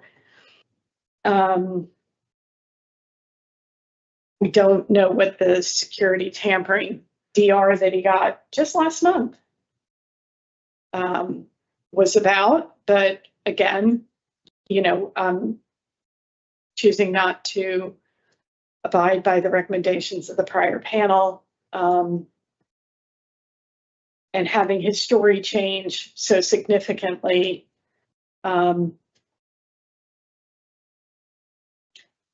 concerns me. And I am not finding Mr. Foster suitable for release to discretionary parole. I would agree with my colleague. The fact that you get the 2 DRs, it's just a story, just so different today. I am not finding suitable today as well. And I mean, I understand part of the story because obviously, sexual offenses is about having power and control over the victim. So he gets that, but, that insight seems to be at the cost of taking responsibility for the sexual victimization that he perpetrated. And as we have agreed, that was over time. And, he groomed the victim with pornography. He forced the contact with the victim, and then he extorted the victim not to tell. So there was a lot going on, and I'm concerned about, in addition to the, fluctuation in the story about the alcohol. 2 years ago, the board essentially gave Mr. Foster a roadmap of how to succeed, or at least prepare himself, not only for this hearing, but also for release. Right? Prior panel talked about addiction services, and if he is not able to take the program, can do something to address those issues, anger management, disciplinary reports, and none of that really happened. So I'm in the same place. Nature and circumstances of defense, injury and impact to the victim, and for institutional adjustment. As well as inadequate evidence of offender change, which I think is probably the most important. The work, I don't remember. Yeah. Yes. All right. In the matter of Kervin Foster, inmate number 436-527, there's a motion to deny discretionary parole based on the following reasons: nature and circumstances of the offense, injury and impact to the victim and the victim's family, for institutional adjustment, and inadequate evidence of offender change. Do I have a second? Second. All in favor, say aye. Aye. Opposed, nay. The ayes have it. Discretionary parole is denied. Okay, Mr. Foster, we were not able to grant you discretionary parole today, but we wish you luck. Okay. I appreciate it. Thank you for giving me the opportunity to come back. Good luck, sir. This concludes a hearing for Kervin Foster, inmate number 436-527.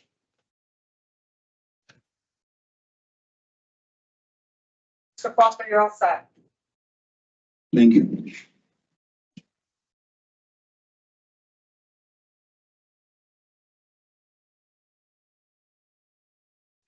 Yeah.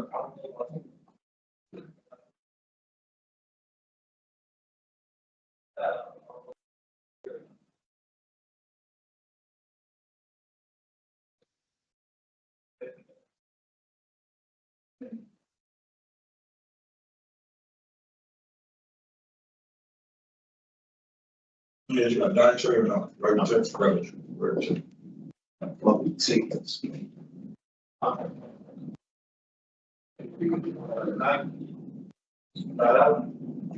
one.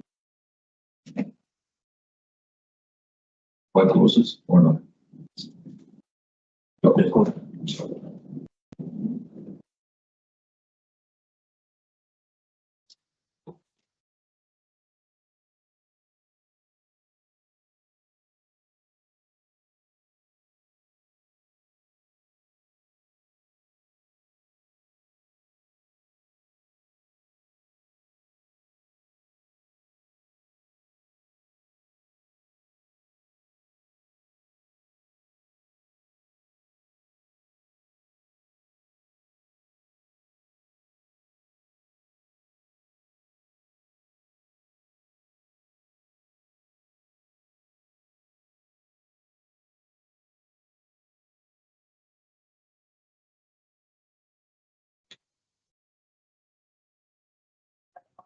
I'm not absolutely sure. I think it's okay.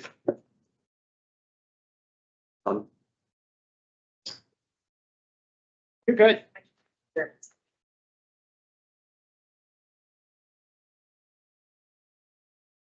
morning, my name is Martina. It's Friday, July 10th, 2026, and this is during the Connecticut Board of Pardons and Parole.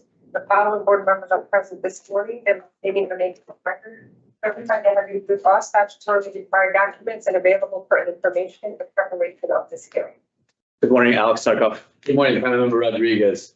Nancy Turner. And Annabelle Munoz. Also attending is the board psychologist. Please state your name and inmate number for the record.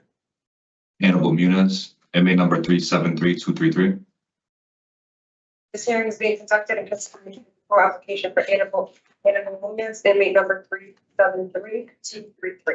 Is serving a total effective sentence of 2 years, execution suspended after 4 years with 3 years probation for possession with intent, strangulation third, threatening first, and violation of protective order. As of today, records reflect the full eligibility date of May 6, 2026. There is no victim input in this case. There is an offender accountability plan. It has been reviewed and shown that has not completed the following. Tier 4 information is alternative to violence, basic domestic violence, people empowering people, alternative to violence, T4T, and intensive aftercare. He is currently participating in college and partnership program and smart recovery. One question. He did not complete, but he did Yeah. Completed. He has completed. All of them. All of them. Utilizing the statewide collaborative offender risk evaluation system, the offender's overall score of the SRT falls within the very high range of risk for recidivism. Mr. Munoz, this is your opportunity to express to the board why you believe you should be granted parole. You may begin. I just want to say I'm actually kind of nervous. Can I read this? By any chance? Sure. Thank you. Good morning. I would like to thank the Board of Parole for allowing me the opportunity to share at this morning's hearing in regards to my parole eligibility. I would like to start by apologizing in hopes to amend the damage I have caused the victims and my community. I accept full responsibility and make no excuses for my poor decisions. I acknowledge that my actions not only affect me, but have a big impact on others as well. I would like to apologize to my ex-girlfriend, whom I violated a court order against, and to my child's mother, whom I threatened. I know I was wrong. Nobody should ever be made to be afraid of anyone. I would like to apologize to my family member that I had the foolish idea to choke. Whenever I think of this, it makes me sick to my stomach thinking of what could have happened. Also to the individuals I sold drugs to, I'd like to apologize to you as well because I took advantage of your addiction. Not only are you victims in this, but so are your families, because nobody wants to see their loved ones go down that road. I'm truly remorseful. During this time of incarceration, I have been making daily efforts to change past behaviors by focusing on my purpose and goals to be successful in the community. Being involved in multiple programs, I've gained valuable knowledge that will help me promote effective positive change. From my participation in the Voices program, I learned about the trauma that victims go through and the lasting effects my actions may have. So many individuals are affected when crimes are committed, the primary victim, family members, and society, to name a few. Voices improve my self-awareness when it comes to my actions. Participation in anger management taught me new positive coping skills and helped me to consider consequences before reacting. I've also learned to revisit a situation at a later time rather than force a conversation in the heat of the moment. Prayer, exercise, journaling, and reaching out to my support system has been a key part to my continued recovery. Through participation in AVP, I learned something called transforming power. Transforming power is where someone moves a situation in a positive direction through active listening to better resolve conflict. I enjoyed this program so much, I chose to take the advanced class as well. Through participation in PEP, I learned the importance of positive affirmations and of how I view myself. How I view myself is how I hold myself. And in the words of Miss G, hurt people. And I wholeheartedly believe that I am worth the effort I put into myself. And in turn, through the effort I put into myself, I can be more of an asset than a liability to my community. Through participation in the domestic violence program, I learned that there are several forms of abuse: financial, emotional, mental, and physical. None of these are ever okay. I learned better ways to communicate and also how to be more understanding of my partner. A video from this class that really stuck with me, and I'll never forget it, was a woman named Wendy Maldonado and her son, Aaron Maldonado, who felt they had no choice but to kill her husband and the father of her children in order to escape the abuse. Viewing things from an outside perspective, I see I never want to put anyone through what that woman and her child went through, and hope to one day be an advocate for such people. Another program I took efforts to better myself is a New Horizons Tier 4 program that I feel I desperately needed. This is an intense 6-month program that I completed and had the privilege of being in for an additional 6 months to continue being a role model to other individuals. This program provides a setting for a therapeutic community that focused on structure by showing us everyone needs someone, and also that rules are here for a reason. This program was essential in my growth as an individual and also showed me the importance of integrity and accountability, not only for others, but for myself as well. I also completed the aftercare program, which gave me a head start by giving me an insight on the obstacles I may face upon release and how to navigate through them by using the tools I've learned. I also took the Academy course for Connecticut Community Academy of Recovery, CCAR. This program emphasizes empowerment and encouragement to help guide individuals who struggle with substance abuse or mental health. Once I complete the course in ethics and professionalism, I will be a certified recovery coach. This can possibly be an occupational opportunity in the near future, where I'll be able to give back to the community I once damaged. Through vocational carpentry class, I acquired my OSHA 10, but before doing so, I learned there are several ways to do something, and to always be teachable, no matter how much I think I know. My teacher, Mr. Bell, was so insightful. He unknowingly inspired me to go back to college. He taught me that I'm never too old to be a student, which is why I'm proud to say today that I am enrolled in my 3rd semester with his Nunsuk Community College and a straight A student, and look forward upon release to continue my educational journey. In closing, I would like to ask the members of the Board of Parole to please take my accomplishments thus far while incarcerated as proof that I'm taking necessary steps to ensure that I will not make the same mistakes moving forward. I understand that parole is a privilege, and if given the opportunity, I will utilize the values, principles, and tools I've learned to make a transformation in the community. Thank you for taking the time to hear me today. Thank you, Mr. Muniz, for your opening statement. You covered a lot of ground for us. We're going to take turns asking you questions, okay? Yes, sir. And we'll discuss your case and we'll give you a decision today. Yes, sir. We'll begin with my colleague, panel member Rodriguez. Mr. Muniz, that was an incredible opening statement. Really Thank you, was. I mean, I think I laid out a lot of what you've been going through and what you've been doing for yourself. And we don't hear that often. That's one of the things. That's why I'm saying, because we don't hear it very often. And you kind of, were able to go through some of the programs that you've been through and kind of address some of the insights that you've gained from it, which will be the questions that I would be wanting to ask you anyway about those. So I'm going to tell you that I have limited questions at this point, because I think you did a really good job, a great job at presenting your opening statement. Did you work on that yourself? Yes, sir. Yeah, I can see that you put a lot of work into it. And again, I very much appreciate you sharing all of that information with us. Because I realized when I came into this, it was like the charges were like heavy duty. Yes, sir, I understand. And you even, talked about it early on, tried to choke a relative.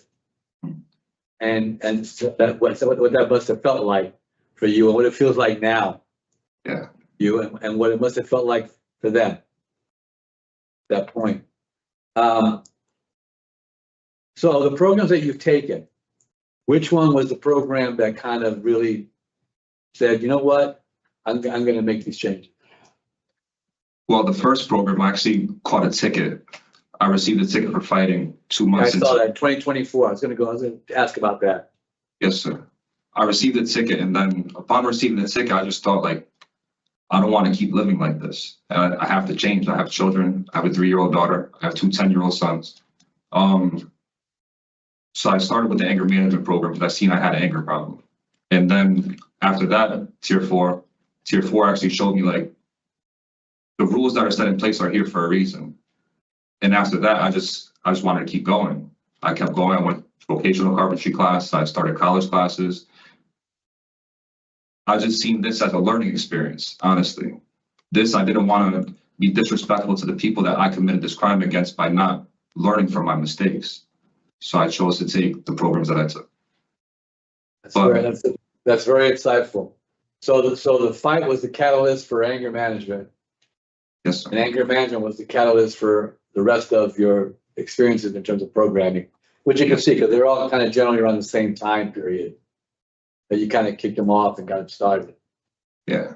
That kind of stuff. You got a lot of support. I saw all the support letters that you received from family members, from other folks. Anything related to work that you have lined up and you're coming out? I don't have work immediately upon release, but I do have my social security card on file and my driver's license on file. Just because I was planning on going to a staffing agency as soon as I get out. I also have, there's a guy that came to see us in the carpentry class, Mark. He's the head of the Carpenters Union in Yalesville, Connecticut. So he came and spoke to us, and he actually told us there's a work seminar. It's like, I forgot what Wednesday. It starts at 6 o'clock, like the 3rd Wednesday of every month. So I plan on doing that as well. So, but in the meantime, before I'm able to do that, I'm going to go to a staffing agency. Do you use your tablet a lot? Yes, sir. A lot of reentry programs in some of the major cities. I actually have. That can be very, very helpful for you. I actually have something in regards to that as well. The best choice out of Hartford, these programs, is the best choice out of Hartford. Sahari Austin, she came to see us too as well. And she said that I'm able to go there and talk to get my flagger's license, general contractor's license. I already have my OSHA 10 since I've been here. I acquired my OSHA 10. And I'm able to get my closed, I forgot the name of it, enclosed spaces, like tight spaces, like working with like the city. Yes, sir. Well, there are also American Job Centers too that, very, very helpful to folks who, in your situation. Yes, sir. See, your statement answered a lot of my questions. I don't have a lot of questions for you. I would suggest that you keep that statement with you when you are released. Yes, sir. That you reflect back on it, periodically when you find yourself in those times of stress and those times you really questioning yourself. Go back to that statement because that really, I think, shares a lot of what you've been able to accomplish and what you've been able to do. So I don't have a lot of questions for you right now. I'm listening to what my colleagues have to say, and we'll go from there. But I wish you the best of luck. Thank you, sir.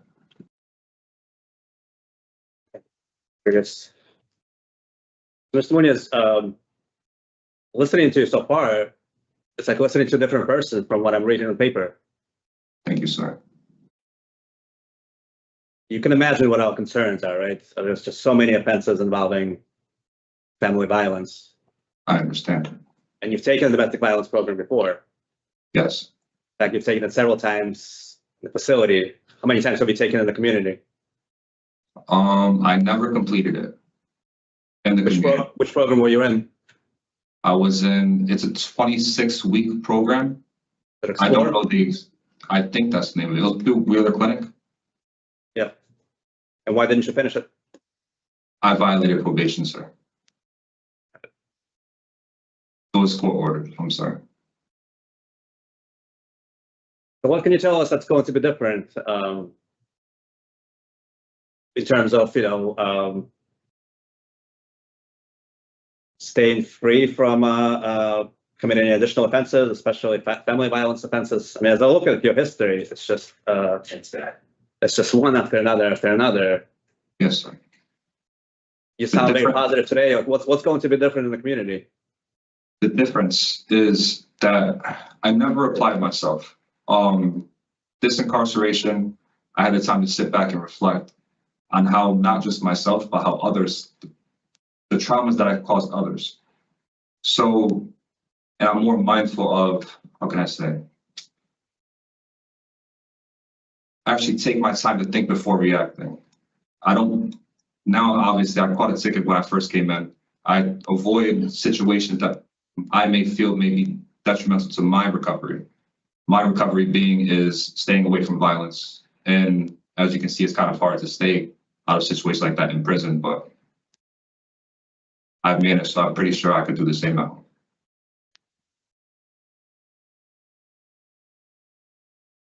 One of the offenses was against your brother, right? You talked about that. What Yes. is your relationship like now? We currently still speak. That's my young, well, he's younger than me. We seen that we had a situation.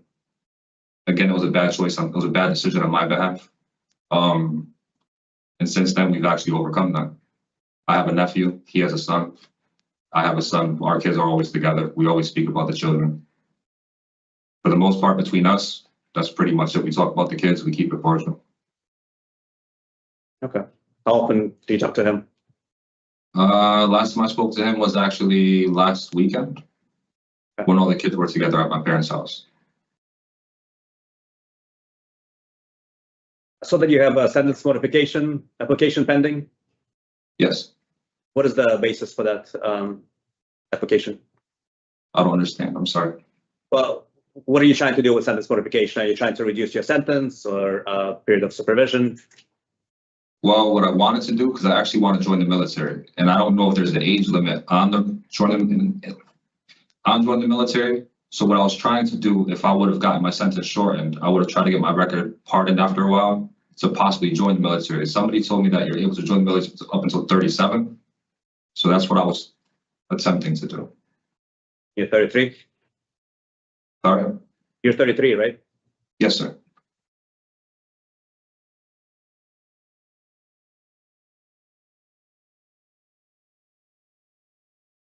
Let me pass it on to my colleague, Ms. Turner, if you have any questions. So, Mr. Muniz, there's always the National Guard. Yes, ma'am. So, keep that in mind because you can't apply for your pardon until you finish your probation. And Yes, ma'am. Am I able to fill up for the National Guard on probation? Is that, I didn't understand that. I don't know how National Guard works, but Yes, ma'am. if you can't enlist Okay, in one of our armed services, Okay. There are alternatives that you can pursue that I don't think have age restrictions. okay, perfect.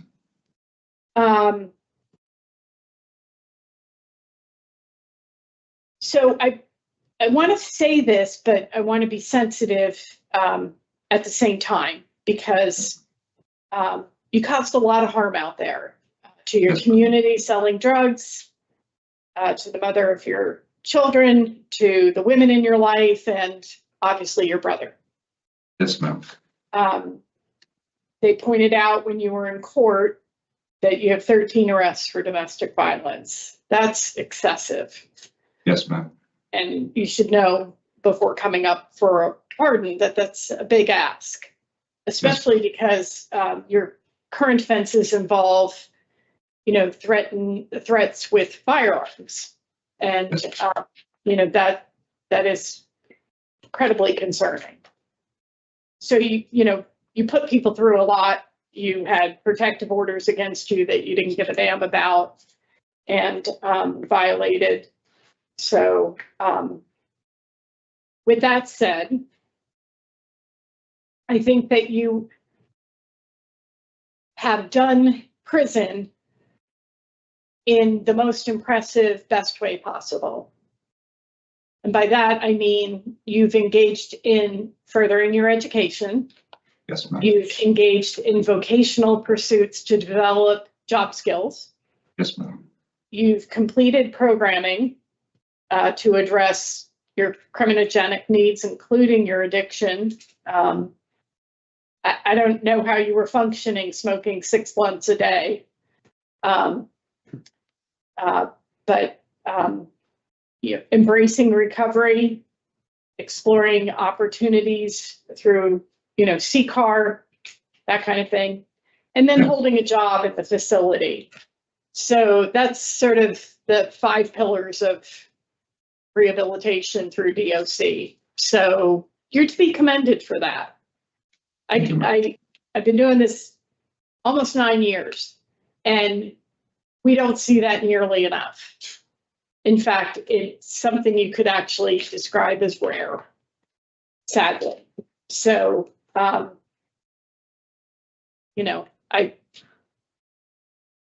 not going to congratulate you, but I'm going to say, job well done. Thank you. Okay. So in your opening statement, you talked about power and conflict. And then you went on to say, through the domestic violence and other programs, you developed a deeper understanding of your partners. Yes, ma'am. And I assume that has to do with, in part, the impact your behavior and your treatment of them had on their lives, their self-esteem. Yes, ma'am. And your children. Yes, ma'am. But it stood out for me because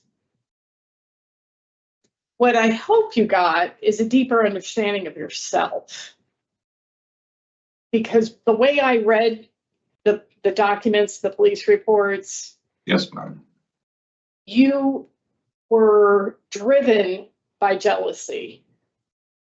Even when the relationships were over, you had this sense of entitlement, as if your partners, your ex-partners, had no right to move on in their lives and find happiness and share their lives with other people. Yes, ma'am. So you had this rivalry, this jealousy, when you had no standing.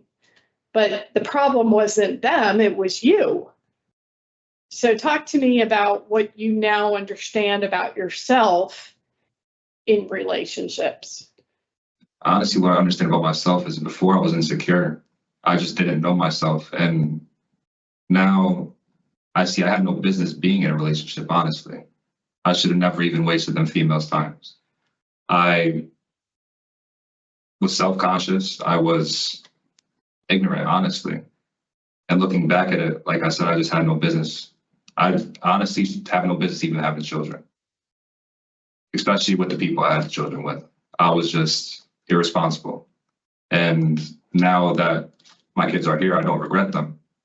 And the only thing I could do now is look forward and try to raise them the best way I know how.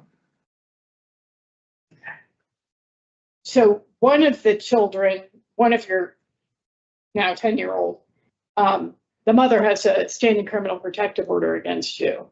Yes, ma'am. So, and I know you've never even met your daughter. Never. So proceed carefully and do the things properly through the courts. Yes, ma'am. To get Yes. access. And, the protective order that you were violating when you were out in the community, you can't contact the victim in any way, shape, or form. And that means electronic, social media, third party. Yes, ma'am. Or you'll be found in violation, and you could be made to serve that period of probation. You have 6 years of this sentence over your head. You could be made to serve that. So, be cautious going forward. These women who you refer to as females and people, these women who were in your life were traumatized by the choices that you were making in your effort to control them. Yes, ma'am.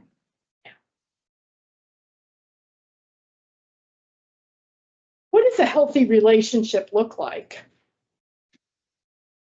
Communication, honestly, trust. There's nothing without trust. And if you can't trust, well, if I can't trust somebody, I have no business being in a relationship. So that's what I believe. And as well as, like I said, communication. Communication is key for everything.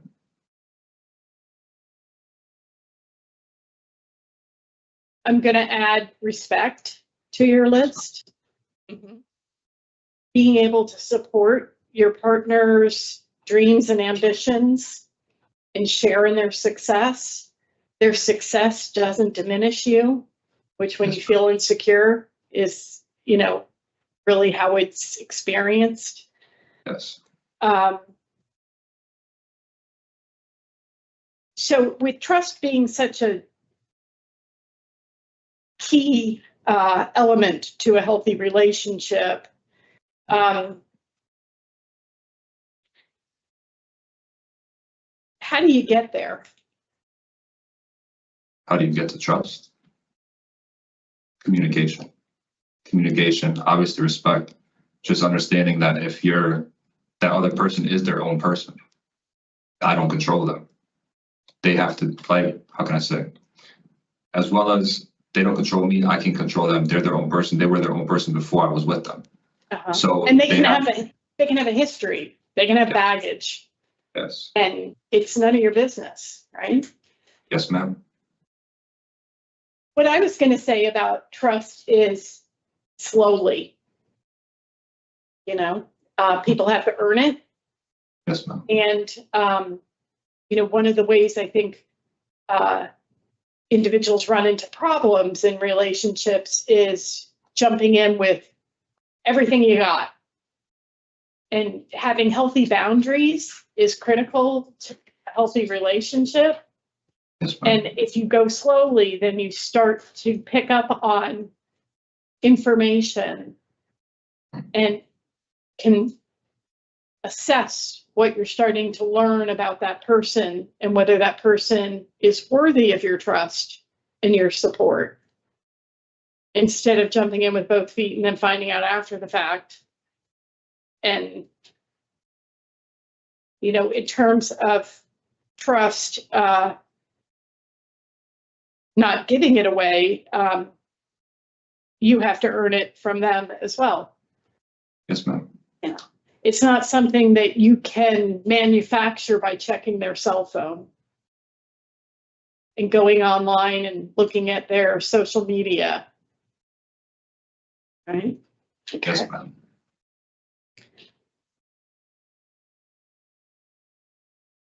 So you mentioned positive affirmations through people empowering people. Do you have an affirmation for today? Affirmation for today. The same thing I've always said ever since I heard Ms. G say, I'm worth the effort I put into myself. Regardless of today's decision, I'm still going to move forward. And I'm still going to continue to do the best I possibly can.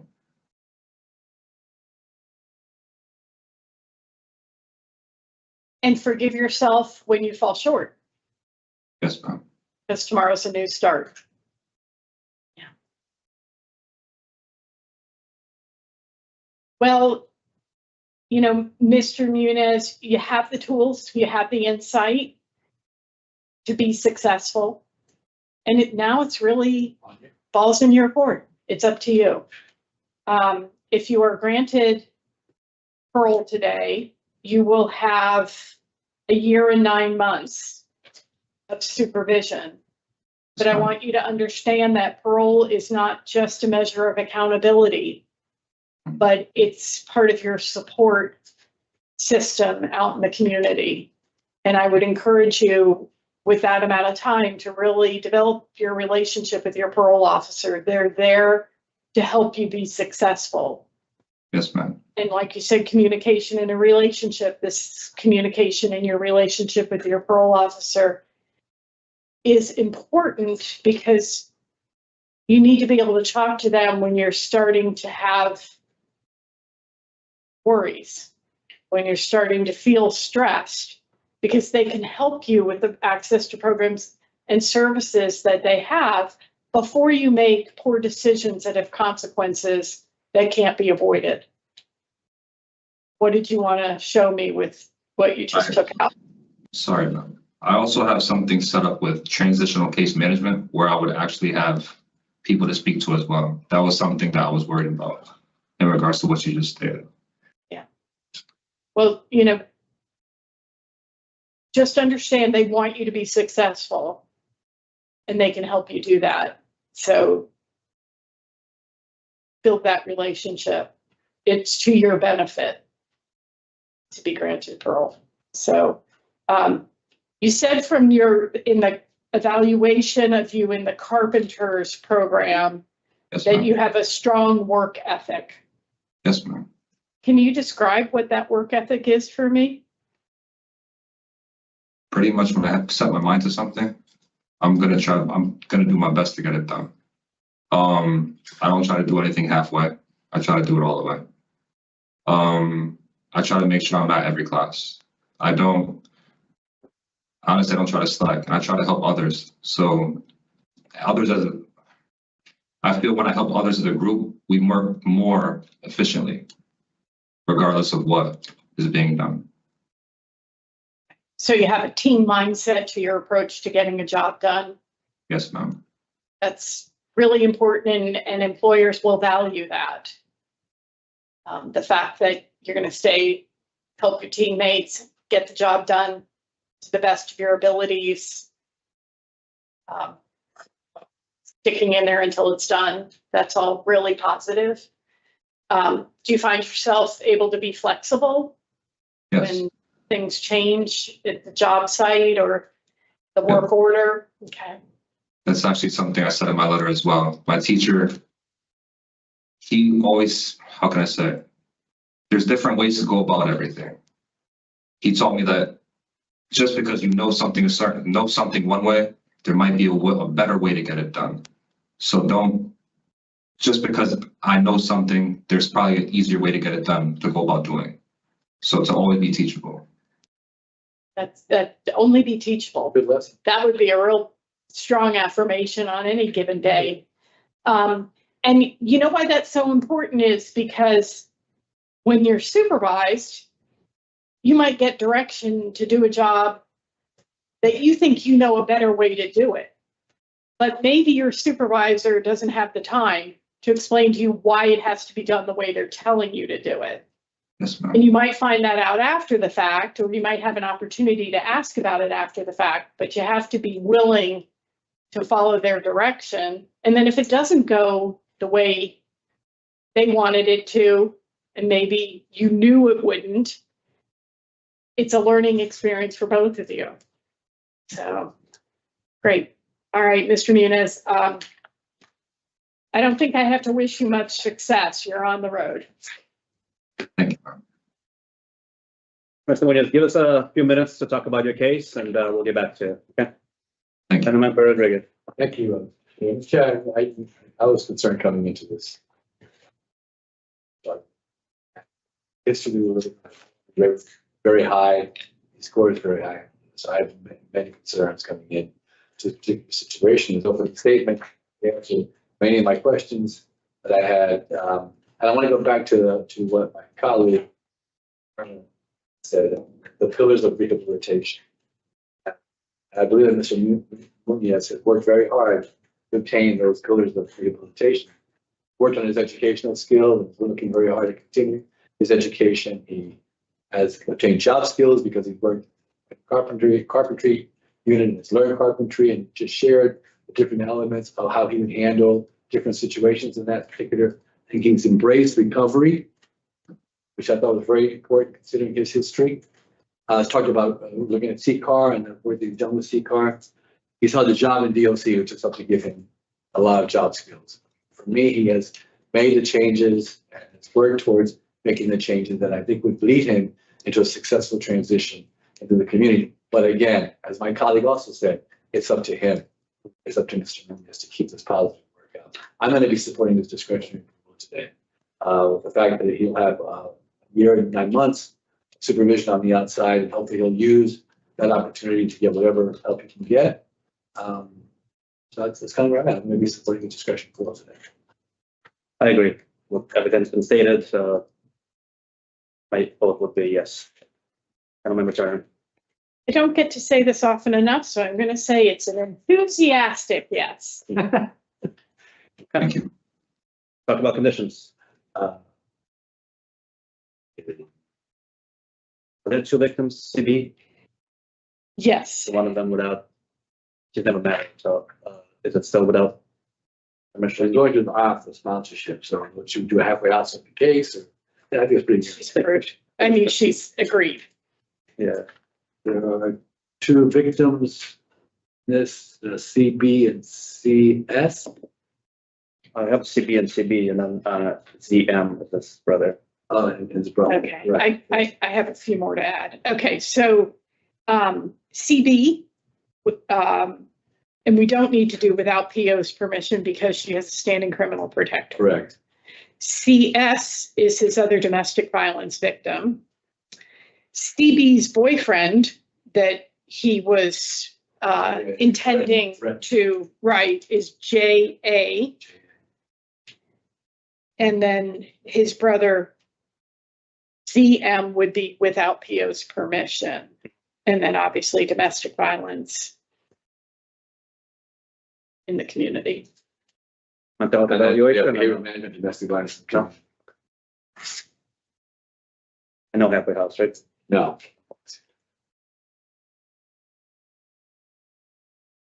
Okay, I think we're ready for motion then. In the matter of Annabelle Muniz, inmate number 373-233, there's a motion to grant discretionary parole on or after today's date, July 10th, 2026, with the following conditions. Behavioral management program for domestic violence, no contact with victims CB, CS, and JA, and no contact with victims ZM without PO's permission. Did I get everything? Okay. Everyone in favor, say aye. I, Opposed, nay. The ayes have it. Discretionary parole is granted. Second, oh yeah, wait a second. I didn't ask for a second. just threw it in. Yeah. Yeah. Understood. Yeah, Mr. Muniz, did you hear all that? Yes, sir. Congratulations. We wish you luck. Thank you, sir. Good I'd luck.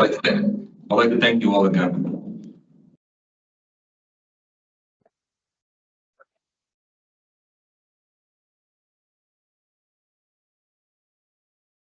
We have a grant.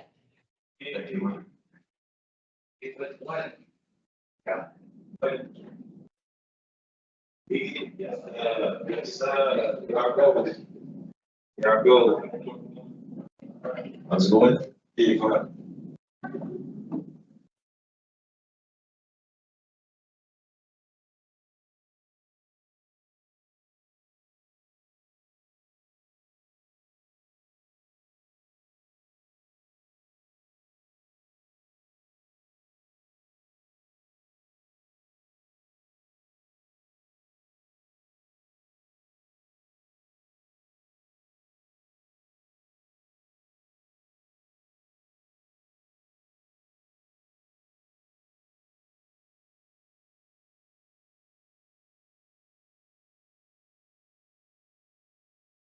Mr. Peña, we'll be right with you. Okay.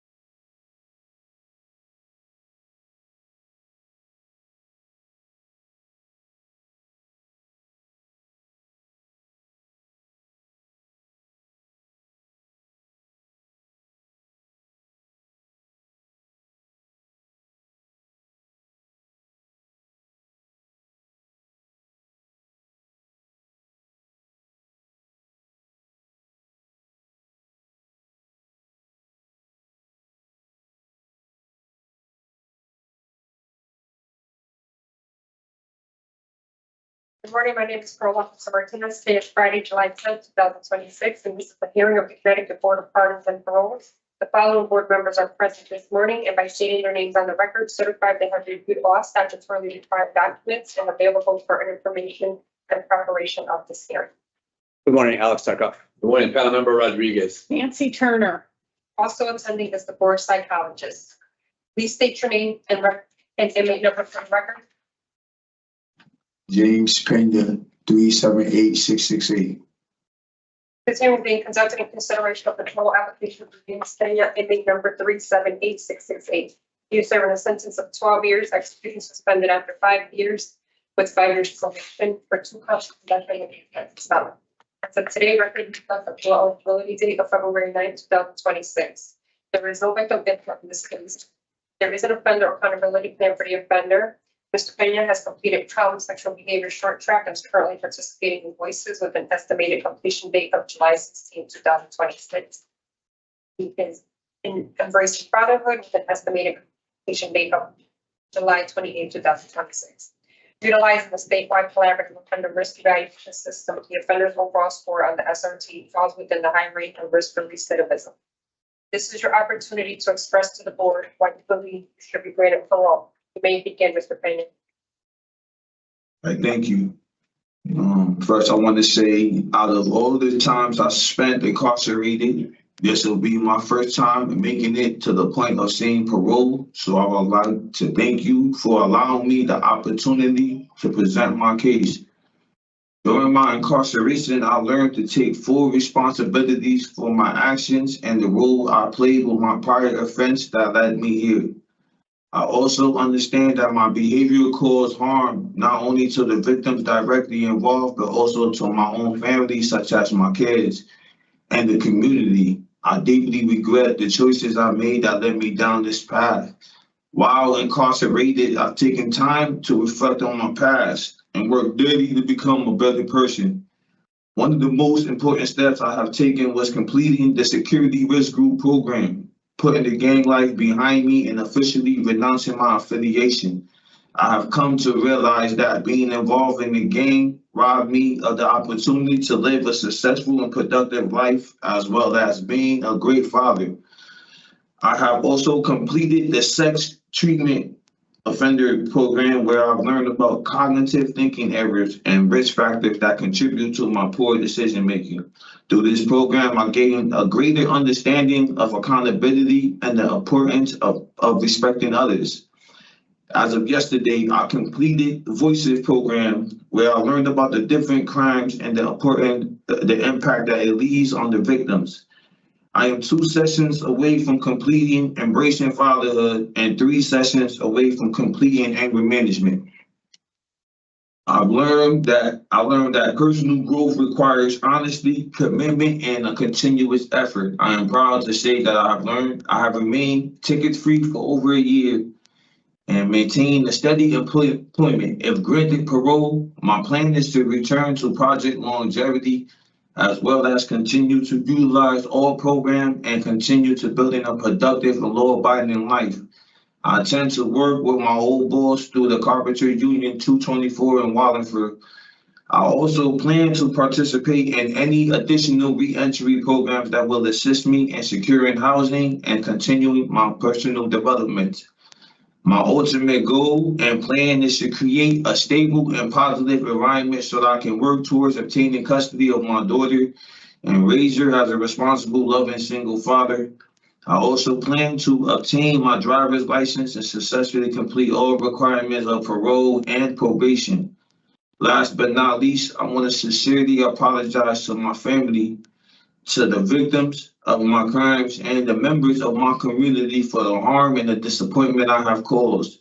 I've taken full responsibility of my past behavior and will remain committed to living a productive, accountable life. Thank you for your time and your consideration and the opportunity to demonstrate the progress I've made. Thank you. Is that how you pronounce your name, Pena? Yes. You mentioned this was your first time on parole. Yes. I'll tell you what's going to happen. We'll take turns asking you questions. Okay. Then we'll deliberate and we'll give you a decision right then. Okay? Thank you. So let's go back to the offenses that brought you here. Why were you selling drugs in the community? I wasn't happy. I wasn't happy with my situation, my living situation, and I wasn't thinking. And I thought my mind state was I thought that I could take the easy way out, take the fast way out. But I was just too slick, too sneaky. Were you using at the time? Were you using drugs? I was, but I was more the lines of like battling, like selling and using. Like I said, I wasn't in I didn't utilize none of the programs that was there for me, and my situation, like I can't put the blame on nobody but myself. Like I should have reached out more. I should have reached out more to the people that was trying to help me. And to your probation officer, right? Your probation at the time? Yes. Have you tried to talk to your probation officer about your struggles? I was, and it was like, I said, what? I give up too fast. When I hear the answer that I don't like, that's always been my problem, that I just gave up too fast, because she was trying to help me, but her definition of help was like inpatient program, where I was more of the lines of like trying to get a job and get my own, apartment, you know what I'm saying? But that was the reason for a lot of my thing, was not having a steady place of living, So, but like I said, I can't put the blame on nobody else. That was just me. I should have been more patient. I should have been I should have been a lot more patient. And I should have just stuck it out. I should have just stuck it out. What substances were you using at the time? Say that again. I'm sorry. What drugs were you using at the time? You mentioned that you were using when you were selling? I was smoking weed and using cocaine. How often were you using cocaine? Not that often, but at least a couple of times a week.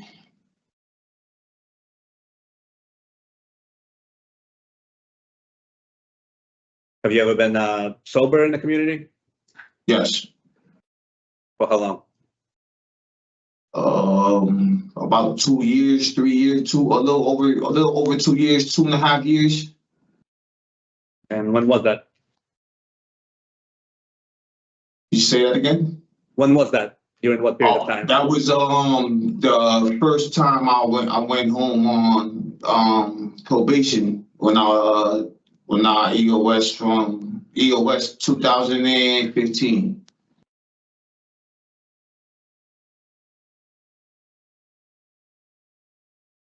Okay.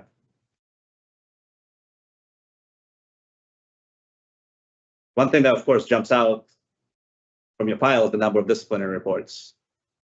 Yes. Incarceration. I know it's been a year, but what was going on that, there's a little bit of everything here. There's contraband, there's threats, there's fighting. So it was, like I had just completed the security risk group program, and it was a different adjustment going to population, because I was used to being in a closed custody unit. You know what I mean? So trying to get adjusted to population took me a little time, being that it was really my first time in population. It took me a while to get adjusted to the scene, the rules, the openness and all that. So I had to take time to get adjusted to that. But once I got adjusted to that, and I realized you are now the narrator of this story. You're gonna make your situation worse by catching tickets, bro, or you're gonna fall back and let them know that show them that you could do better. Utilize the programs that they can offer you that wasn't offered to you by using the security risk group program. And so it took me a while to get on track, but like I said, I'm proud of I've remained ticket free for over a year. And just that short period of time, it was just an adjustment period. Have you faced situations during the last year where you would have overreacted in the past, but this time you didn't? It's breaking up. I'm sorry. See that again? I was asking if you've faced situations during the last year where you didn't overreact, where in the past you would have? Yes, multiple times. That's just, jail, period. You surrounded with different personalities, different, egos, you know what I'm saying? So it was multiple times I've been in situations where I had to learn to what I did in the past, which was, walk away, turn the other cheek, the things that I learned in anger management, forgiveness. I learned a big step of forgiveness. Forgiveness is more for you.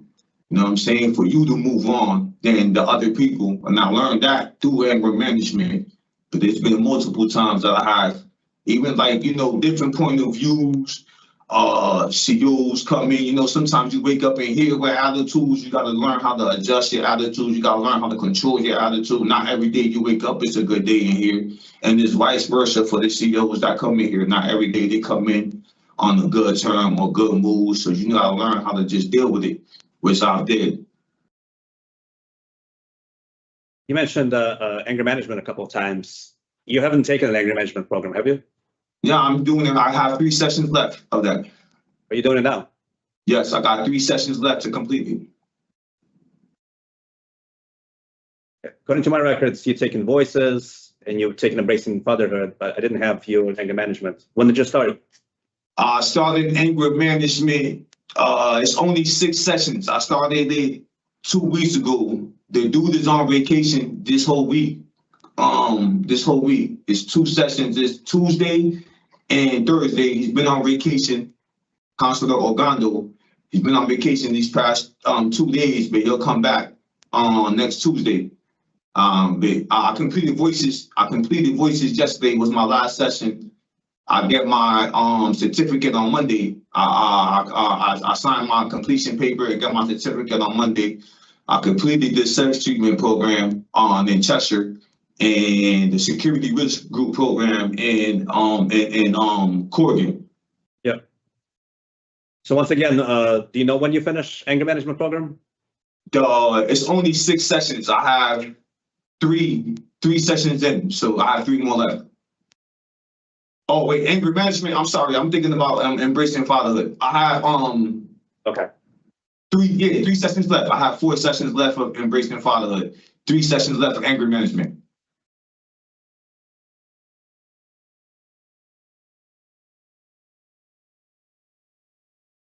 Okay, I must have missed that. Are there other programs that you think would be useful to you, either in prison or in the community? In the community, yes. The Project Longevity, I was doing a lot of work with them when I was just home, and they and which is why I'm just disappointed at myself because, and I'm actually disappointed in myself, but I'm also grateful that I will be having the opportunity because they told me when I finished incarceration that I can go back to them. So I'm grateful that I'm allowed to go back to them. But that's the best program that I signed up for, Project Longevity. And now that I know that they could do a lot more than what I knew when I was just home, I'm going to utilize that. Because my main thing was just like battling with homelessness. That was a great deal of stress and depression that I wasn't prepared to deal with, And I was not prepared, not necessarily prepared, but I was just more fear of dealing with the homelessness and all that. And now that I know that the Project Longevity offers a program that can assist me in obtaining housing, that'll be the first thing I look forward to dealing with them. Okay, what about an addiction services program? I have completed the addiction services. I will do that again. But I have completed AIC and MCCA in the past. Did you do IOP at MCCA, or what did you do? Outpatient program? I did the outpatient program, yes. Do you have a relapse prevention plan? Say that again? You know what a relapse prevention plan is? Yeah, that's the plan that they put in place to prevent you from relapsing. So, yeah, you know, the people that they want you to talk to, and you know, people that they want you to reach out to prior to utilizing the step, you know, to and prior to relapsing being an option.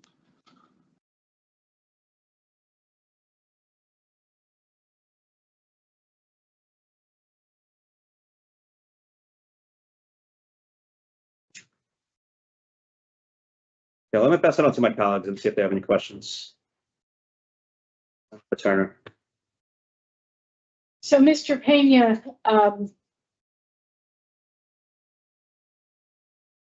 you got arrested because you drove to your probation appointment and there were drugs in your car. Yes. That was a mistake. That was a mistake, you know, and like I said, I can't put Well, the blame on. it was a choice that you made. I guess you thought you wouldn't get caught. And they went out to your car and found the drugs. So it's not really a mistake. At the time, I'm sorry to cut you off, Miss, but at the time I was under the influence of drugs, Miss, so I wasn't thinking properly. So you drove under the influence to your probation appointment and thought it would be a good idea to go to probation under the influence? I didn't While drive. fighting your probation officer who wanted you to go to inpatient treatment. Say that last part again? I didn't hear you. While fighting your probation officer who wanted you to go to inpatient. I never fought my probation officer, man. You just told us that your probation officer wanted you to go to inpatient and you wanted a job in an apartment. So you weren't willing to go to treatment. No, the inpatient program. Go to your the probation inpatient program. appointment under the influence. The inpatient program that they wanted me to go to, the timing didn't line up with the program I was already doing with Project Longevity. So I was supposed to do the inpatient program after I completed the program I was already doing for the Project Longevity. So while you were in Project Longevity, you were still using? I wasn't using. I was in the midst of, you know, getting clean, but I was battling with drugs. I was around that time. I was using. I didn't go to probation high or nothing like that. But I know around that time. You just said you went to probation under the influence. You went to your appointment under. Around that time. That's why there were drugs in the car, and you made that poor choice. Around that time, I was in the midst of using drugs, Miss. I didn't mean like I went to probation that day. I got arrested and I was high. I know around that time frame, I was using. I was battling with using. I was battling with sobriety, and you know, if you're using these substances, cocaine and marijuana, and you're driving, you're under the influence while you're behind the wheel, and that's a huge risk to public safety. Yes. You mentioned you're in the fatherhood program. How's that going? That's going real great, Miss. What are you learning? Learning the different steps of being a great father, learning the different types of fathers, such as, you know, it's a thing of being like a disciplined father. It's a difference of being authoritarian. You know, the different traits, different kinds of fathers, you know, the things that you do to, you know, different steps and different advice as far as like listening to your kids, the different things of discipline. Okay, so like, I don't need a description of the program. What have you got from this program that you're going to use with your own children? More patience, learn how to listen to my kids, learn how to learn the difference between discipline and structure, you know, and to be more into it, be more active with my kids. How about validating their feelings? Validating their feelings, yes. You know what that means? Yes. Okay. Listening, it takes a part and like supporting and respecting their feelings. Yes. Because they're going to have a lot of feelings about you being gone. Because this is your third period of incarceration. So for your oldest, you've been gone a lot. Yes. And you know, and they're going to have feelings about that, you have to accept. You're absolutely right. You know, one thing is I try to talk to my kids every day. I'm proud to say that my oldest daughter is at LSU. She's doing the nursing program. Okay, that's it. You have 5 children, Yes. correct? So in your opening statement, you talked about your 8-year-old and wanting to get custody of your 8-year-old. Why are you focused on her? No, not the 8-year-old, the baby.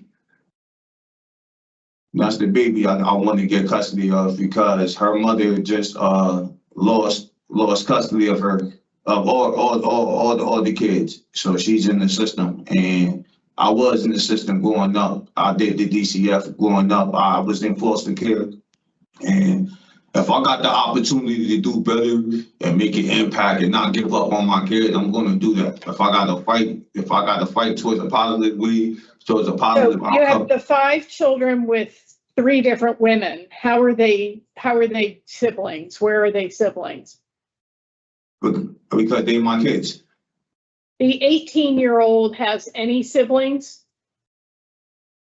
They Do hurt. you have any children with the mother, other children with the mother of the 18-year-old? No, Okay. The 13 and 11-year-olds, are they with the same mother? my 11-year-old and the 2-year-old, the baby is now together because the mother of the 11-year-old has my baby. She took custody, temporary foster care. Okay. So is the 11-year-old a child you had with the same mother as the 13-year-old? No, so the 13-year-old, my 8-year-old, and 13-year-old and 8-year-old have the same mother. The 11-year-old is and the 2-year-old is in the same household, but that's 2 different mothers. It's in the same household, and then it's So my that's oldest. 4 women. Yes, So it's 4 women, not 3 women. yes, 4. One of these children, so the niece that you violated, which you were on probation for, you impregnated her, right? Yes, And which child is that? that's the 11-year-old. That's the 11-year-old. She has custody of my baby. Well, so you are in contact with the young woman that you victimized.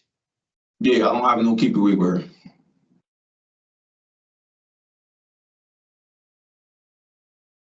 You did not complete problem sexual behavior treatment when you were out in the community, so you're going to have to do it again. Okay. You know that? Yes. And one of your stipulations, if you were to be granted, is you can't have any contact with minors. Yes, I know that. Well, a lot of your children are minors. And it's your plans are, throwing up some red flags for me. I have no keep away. I have no keep away with any of my kids, right, from court order, no keep away, and I have the option to take it back to court next year to argue to get off the registry. Really? Yes. Because you should be on the registry until 2028. Yeah, I have the right to argue. I have the right to argue after 7 years, which is next year. Well, you won't have completed problem sexual behavior treatment in the community in a year, so you're not going to get off the registry without completing that program. So I'm not sure that's going to work out for you. I have a question. The program that I completed in jail, do the time start? Do that counts for anything? No. No? Okay. No, you will have problem sexual behavior treatment in the community. Okay.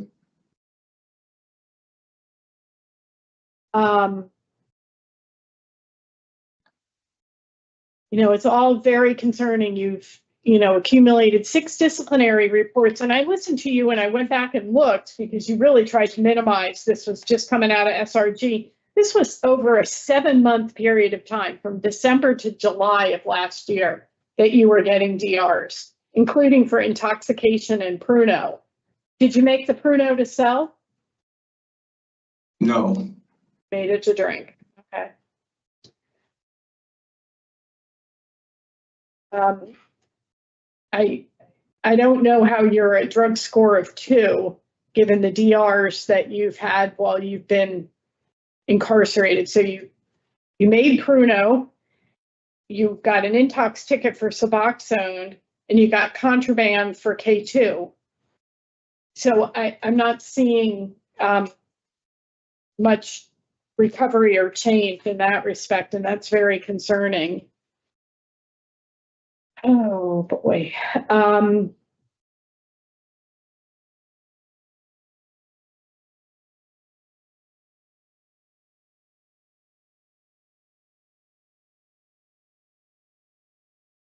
I just want to make sure you understand, Mr. Pena, that you have 7 years of this sentence over your head when you go out, because you got sentenced to 12 years. So if you violate probation, you could be made to serve those 7 years. yes, That's going to put you out in your late 40s. So you should be pretty careful about that in terms of compliance, and you haven't been successful on supervision in the past.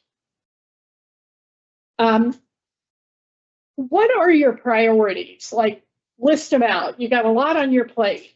You know, you've spoken repeatedly about Project Longevity. Is that paid employment? Project Longevity is a program that help you overall with multiple different aspects. I just learned that they help you with housing. I thought I asked you a yes or no question. It's not paid employment, is it? Not the Project Longevity itself, no. Okay. So, you have problem sexual behavior treatment you have to complete. You have a connection to the carpentry union, which is really impressive. You got a lot of kids that you got to provide for, and now you want to get custody. And you have sex offender registry. So, and obviously some level of recovery, because you had drugs that you were selling and using. And so that's a lot to step out into the world into. So, it helps if you think ahead and you create sort of a step-by-step plan for yourself, week 1, month 1, in 3 months, you want to achieve this, that kind of way to manage the time and keep your focus. But in order to do those kinds of steps, you have to know what your priorities are. I do have a plan put in place though. Let's start with your priorities. With everything that I just put out there, what are your priorities? My priorities is making my situation better so that way I can provide more for my kids. And in order to do that, I want to go to a halfway house so that way I can utilize the programs that the halfway house has available for me. As far as continuing my sobriety, as far as gaining employment, and as far as obtaining steady living confinements. And I plan on doing all that, getting all 3 of those accomplished while I'm in the halfway house. Well, sobriety is a lifelong commitment. I know, yes. And I know that. you didn't even touch on problem sexual behavior treatment. That's an obligation you're going to have to meet while you're on supervision. Yes, that's part of the program. Which program? That's part of the program that I have to do when I go home. Yes, you just didn't include it in your priorities. So, what's your plan for your sobriety? Is to do and continue to do inpatient. I've been going to AA and NA classes here when I can, but since it's not on my OAP, they haven't gave me no certificate or nothing like that. It's nobody's OAP, and they're not classes, they're meetings. Meetings, yes. And it's voluntary, like your recovery is voluntary. Yes.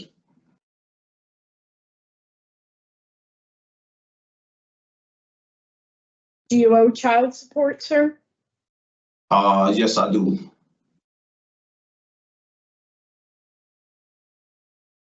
You know, you're really stepping out there into a lot of adult responsibilities.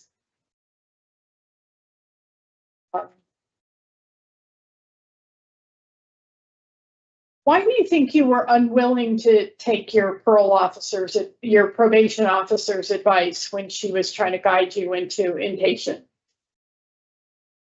It was impatient. I was just impatient. I was stubborn. I was naive. I felt like at that time and moment, it's like nobody offered me help. Like, and She was offering you help. What are you talking about? She was offering you help. I think you hit on it with stubborn. You wanted what you wanted when you wanted it. And you Yes. wanted a job, to get to an apartment, to be independent and not be accountable. But if you don't embrace recovery and deal with your addiction, you can't be successful in a job because you won't hold it. you're Because your absolutely right. priority is still using instead of recovery.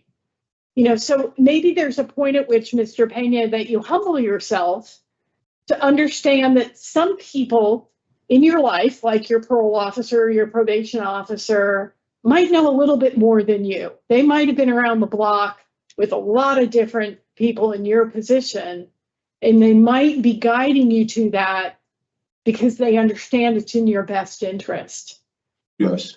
even if it isn't what you want in the moment.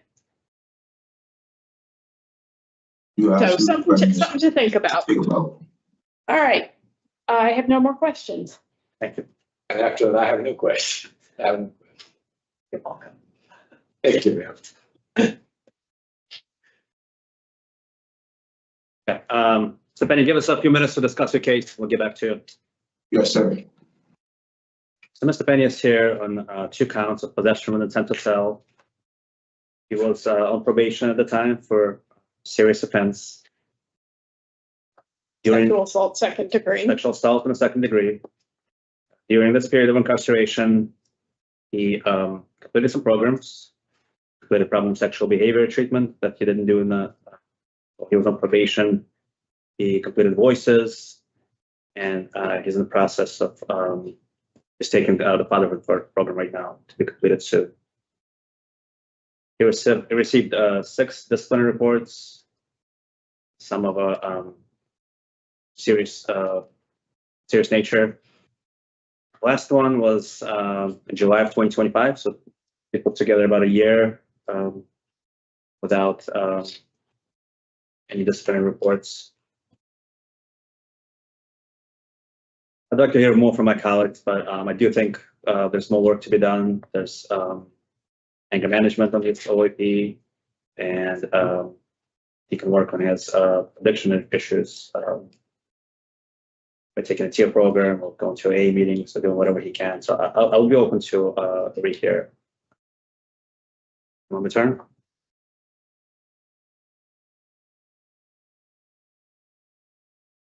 I guess what's frustrating in this situation is the serious nature of the DRs, which are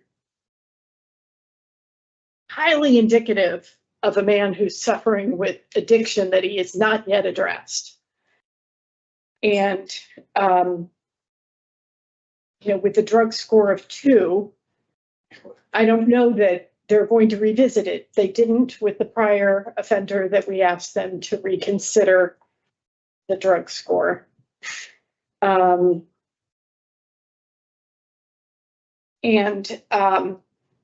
Like I was trying to explain to him, he has a lot on his plate stepping out.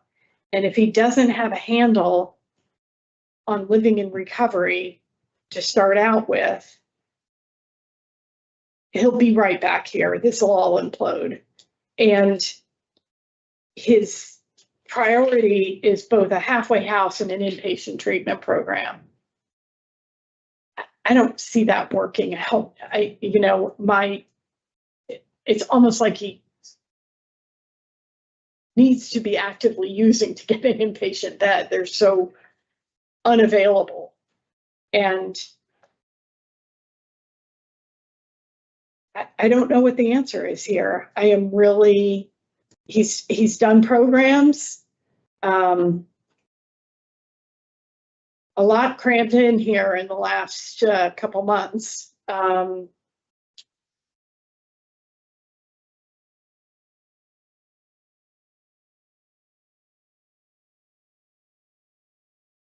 And yet he has no sponsor, so would in essence be homeless. Do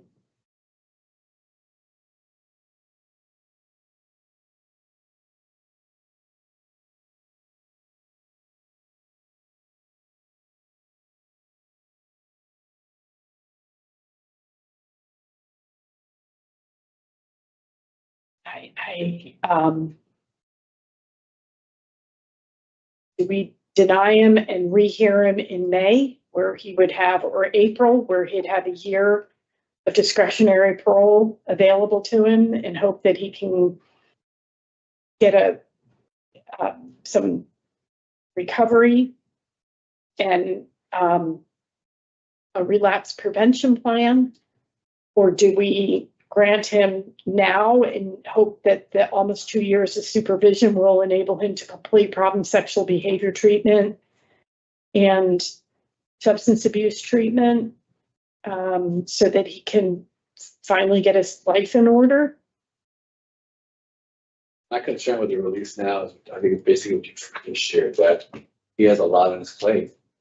And I don't know whether he's in a place where he can deal with all of that stuff without having some sort of relapse support network set up for himself on the outside. It just seems like a lot. It seems like he really wants to take on a lot on the outside. And that's kind of where I'm strong. I'm not strong. I'm in denial.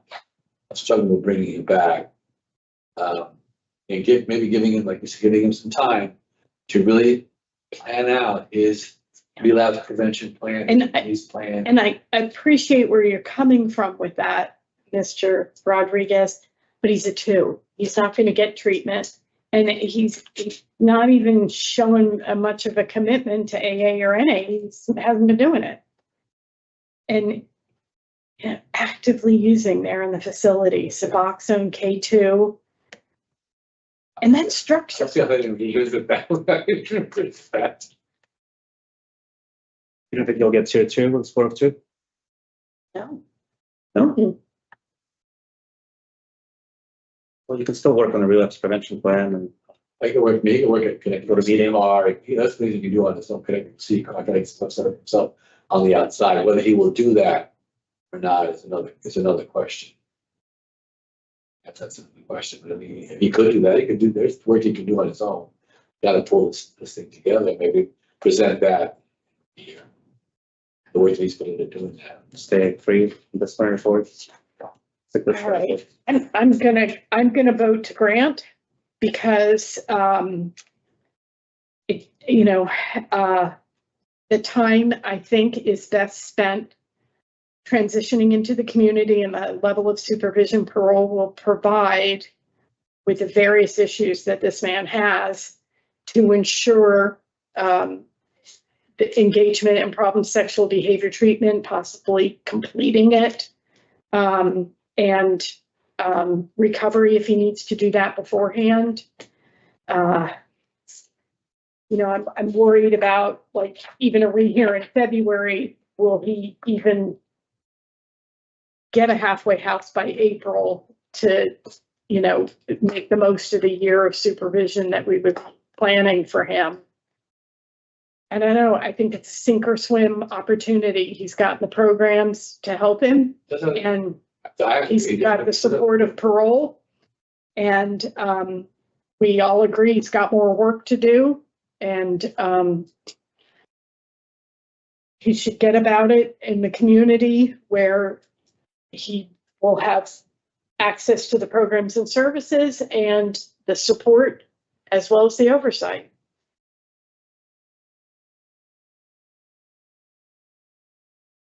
My position would be to deny every here, but what are you? My colleague makes a good argument. Good particular deliberation. Because maybe is we want to see him get the help. So that's the most important thing here.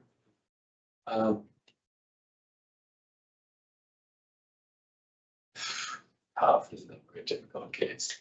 Mr. Pena, Yes, have ma'am. you refrained from using any drugs or drinking the Pruno there in the facility in the last year?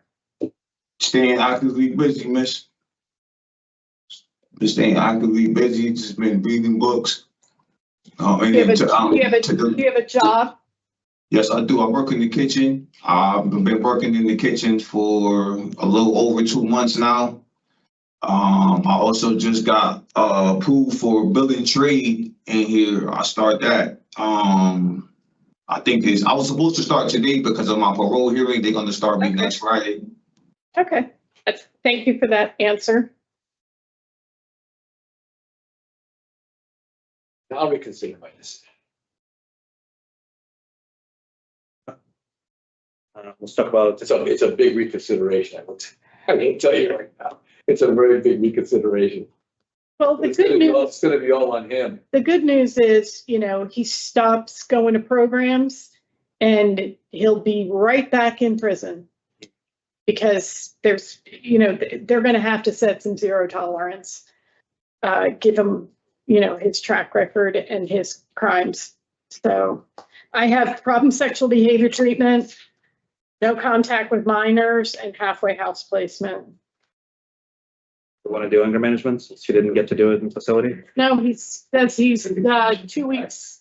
He began 2 weeks ago. There are 3 or 4 sessions left. By the time they put him in a halfway house, he'll have finished. Just, I don't have that in my records for anger management. Yeah, well, I don't even have in my records that you started fatherhood. Mhm. fatherhood, yes. Yeah. Yeah, Anger well, management, I don't, but, if he's blowing a load of smoke, shame on him. okay. I could forward the paper to the parole lady here to have it forward to y'all. Okay. She's an officer. Yes. Right. In the matter of James Pena, inmate number 378668, there's a motion to grant discretionary parole on or after today's date, July 10th, 2026, with the following conditions. Halfway house placement, problem sexual behavior treatment in the community, no contact with minors without PO's permission. No, I just said no contact with minors. Period. No contact with minors, period. Okay. Do I have a second? By Alaska. Second, All in favor, say aye. I, Opposed, aye. The ayes have it. Discretionary parole is granted by majority decision. Did you get all that, Mr. Pena? It broke out. I'm sorry, can you say it again? You've been granted discretionary parole. Okay, It was a majority decision, 2-1. Okay, thank you. all right, keep working and don't come back here. Thank you. oh, I will write that decision, so you'll have to write Torres. I forgot. Let's go. Pardon? Thank you. I'll write that one. I'll go first on Torres, but you'll have to write him, so take 11. That's right. The Torres will be mine. Torres will be mine. I mean, I'll go first if you want me to, and that'll give you a chance to write notes. This is a damn override. If ever there was one. What do you mean, opinion? Yeah. Yeah, it's all I get right here. Good morning, my name is Parole. It's summer 2006, Friday, July 10th, 2026. This is the hearing of the Connecticut Parks and Parole. Following board members are present this morning and by stating their names on the record, certified they have reviewed all statutory required documents and available for information and preparation of this hearing. Good afternoon, Alex Tarkov. Councilmember Rodriguez. Nancy Turner, They also present.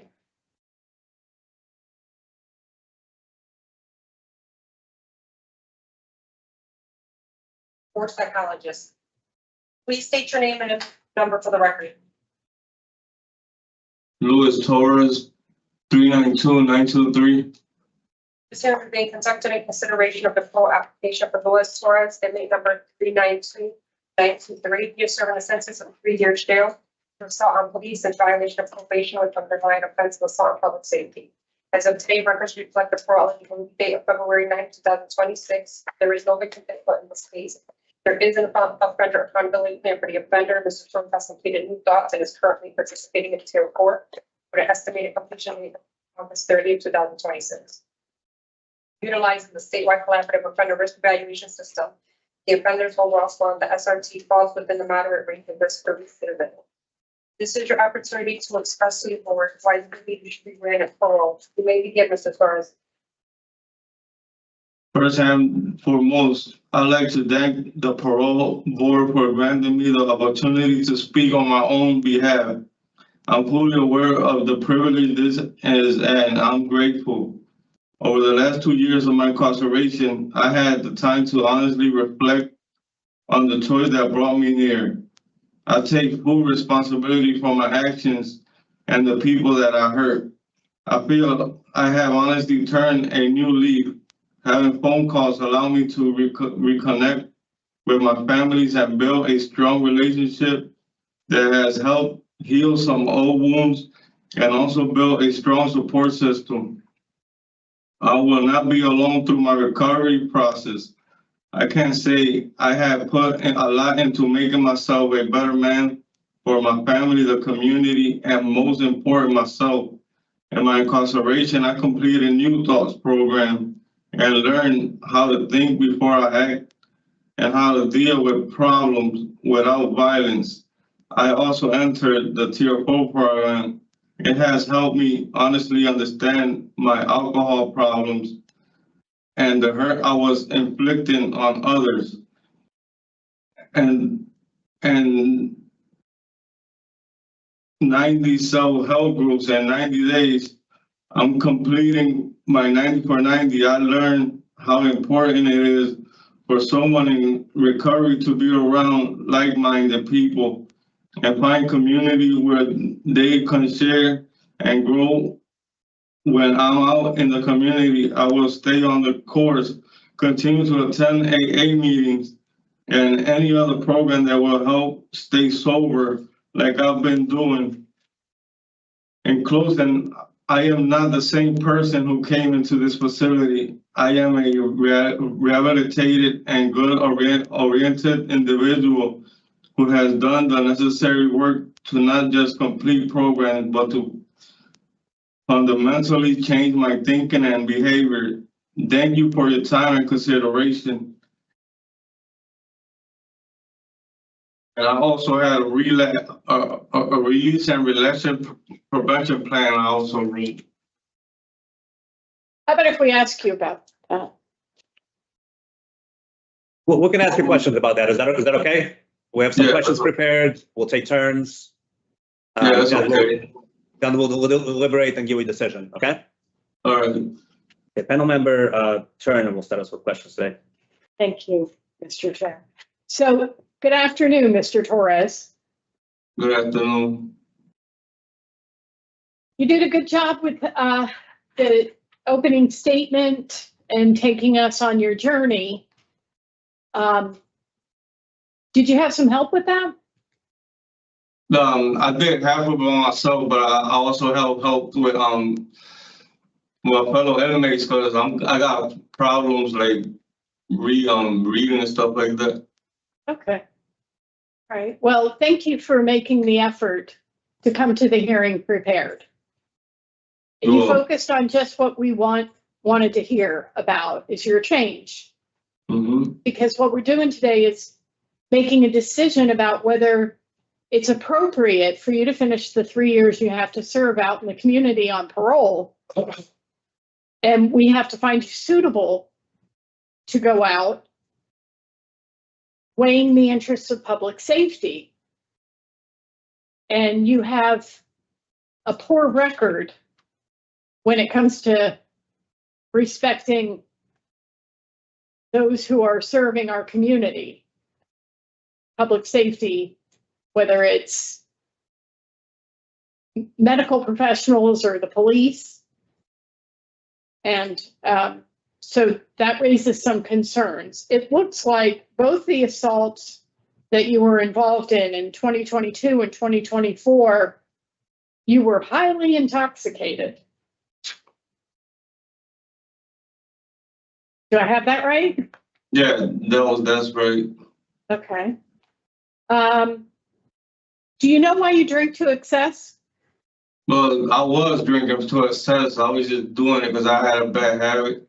But now, since I've been in the Tier 4 program, I have learned how to deal with that. I'm learning how to deal with coping skills, like not to start drinking. Like instead of drinking, I do work or do something else with my life. Drinking is not the option. That's what I'm learning right now, and I like to say I take full responsibilities for the people I hurt. And if I would have had a chance, I'll say I'm sorry to them because I know I was wrong in that moment. Well, it's good for you to put that on the record, because when you were in court, you didn't speak. So it's good to get that apology out there. You referred to your drinking to excess as a bad habit. Are you an alcoholic? I want to say I am, but that was like the past, right? I'm through with that alcohol. I'm truly a changed person. I don't want to even think about alcohol anymore. Well, I got more problems to think about. Okay, but Mr. Torres, I'm sure you've heard in the programs, the meetings that you've attended, once an alcoholic, always an alcoholic, Yeah, right? I always heard that, Yeah. Okay, so you don't walk away from it. You have to actually attend to it every day. Yep. Prevent relapse. Mm-hmm.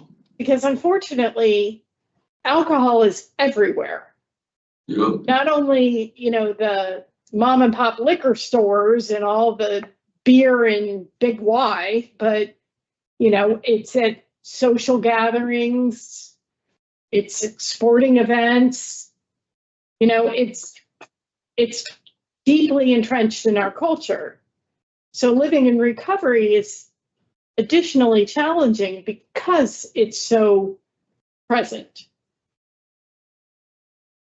Do you feel prepared to cope with that? Yeah, I feel real prepared for that. I feel like I've been a changed person, and I'm feeling like right now is more something important than alcohol. I just want to, I'll do anything. I go to AA meetings like I've been doing. I completed the 90 for 90. Okay, Back so in the let me days, ask you about AA. Are you familiar with the 12 steps? No, it's 12 steps. I'm learning about them. Great. Okay. While I'm going in the program. Okay, because it's the foundation of AA. Yeah. It's the tool you use to work on yourself. Mm-hmm. And what happens when you get to step 12? What happens when I get to step 12? I'm really not. I haven't gone through those steps. I'm just learning about them. Okay, but has anybody told you what happens at step 12? No. Okay. You don't get a party. You don't get a graduation. You start all over again. Because there's no end to recovery. It's an ongoing process. And the steps are how you navigate recovery. And when you go through them the first time and start them the second time, you're a different person going through it all over again. So you learn new things about yourself and the world. Does that make sense to you? Yeah. Now Okay. I get it. The 12 steps is like when you finish the 12 steps, now you're on your own to start all over again. Well, you're not on your own. You still have the recovery community and maybe even a sponsor. Have you ever worked with a sponsor before? No, I never worked with a sponsor before. Okay. Do you understand what a sponsor is for?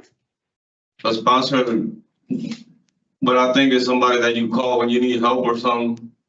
Well, it's somebody who problems. A life coach, a guide in recovery, somebody who's put in a lot of time already and can help you when you start to think. They call it stinking thinking, where you think, I can go to that bar and just not drink.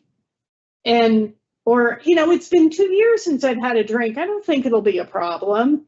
And that's the person who can check you on that kind of thinking and remind you of what you lose when you drink. Somebody to help you work through your problems so you can keep your focus on your recovery. So you go to meetings and you listen to other people talk, and you can go to all men meetings, you can go to step meetings, you can go to speaker meetings, they're all different kinds, and listen to others until you connect with somebody. Somebody says something that really resonates with you, that you think maybe this is somebody I could work with, and you ask them to be open to being your sponsor. It's part of, you said, finding your community. You got to build your community in recovery, and the sponsor is one of the central ways to do that. Yeah, before I got incarcerated, I had a problem accepting that I had a problem with alcohol. But since I've been here, since I've been here, I understand now what was the problem was. But now I take any help. I ask people for help, and I'll take anything that will help me keep on the right path that I've been through and I've been doing right now. Your openness is going to serve you well, you know, to understand that asking for help is part of the human condition. We don't have to do any of this alone, right? Yeah, now I get that now. Okay. So I want to explore a little bit with you the anger, because when you were drinking, at least in these two instances that got you arrested, you're belligerent. Do you know that word? No. Nasty, argumentative, combative. You were just out of control. Yeah, that. And there was a real anger to it. And I'm wondering if you know what you're angry about. No, that was like the main thing. The control, the alcohol was taking control of it, because when I don't drink, I'm not towards angry to nobody. I'm the kindest person. Do you understand? And I hope you are. But do you understand that sometimes alcohol is called a disinhibitor? So an inhibition is something that sort of keeps you from maybe trying new things or stepping out, or, you know, it's largely driven by feelings of insecurity. And so when you drink, all that goes away and you become maybe your true self. You stop pretending, you stop holding up the, you know, the shield of who Luis Torres is, and you really become who you are. And that person is angry. Yeah, I get that. That was exactly what was happening. I was getting drunk and taking the anger out of the wrong people, because that poor guy, he was the only thing he was trying to do was help me. Mm-hmm. But you don't want to take your anger out on anybody, No. You know, and you don't want to turn it inwards, because that's what depression is. But, you know, finding healthy ways, perhaps through therapy, to unpack the anger so it doesn't have so much power in your life, so you can be healthy and find peace. You know, sometimes people's anger is rooted in their childhood experiences and those emotions.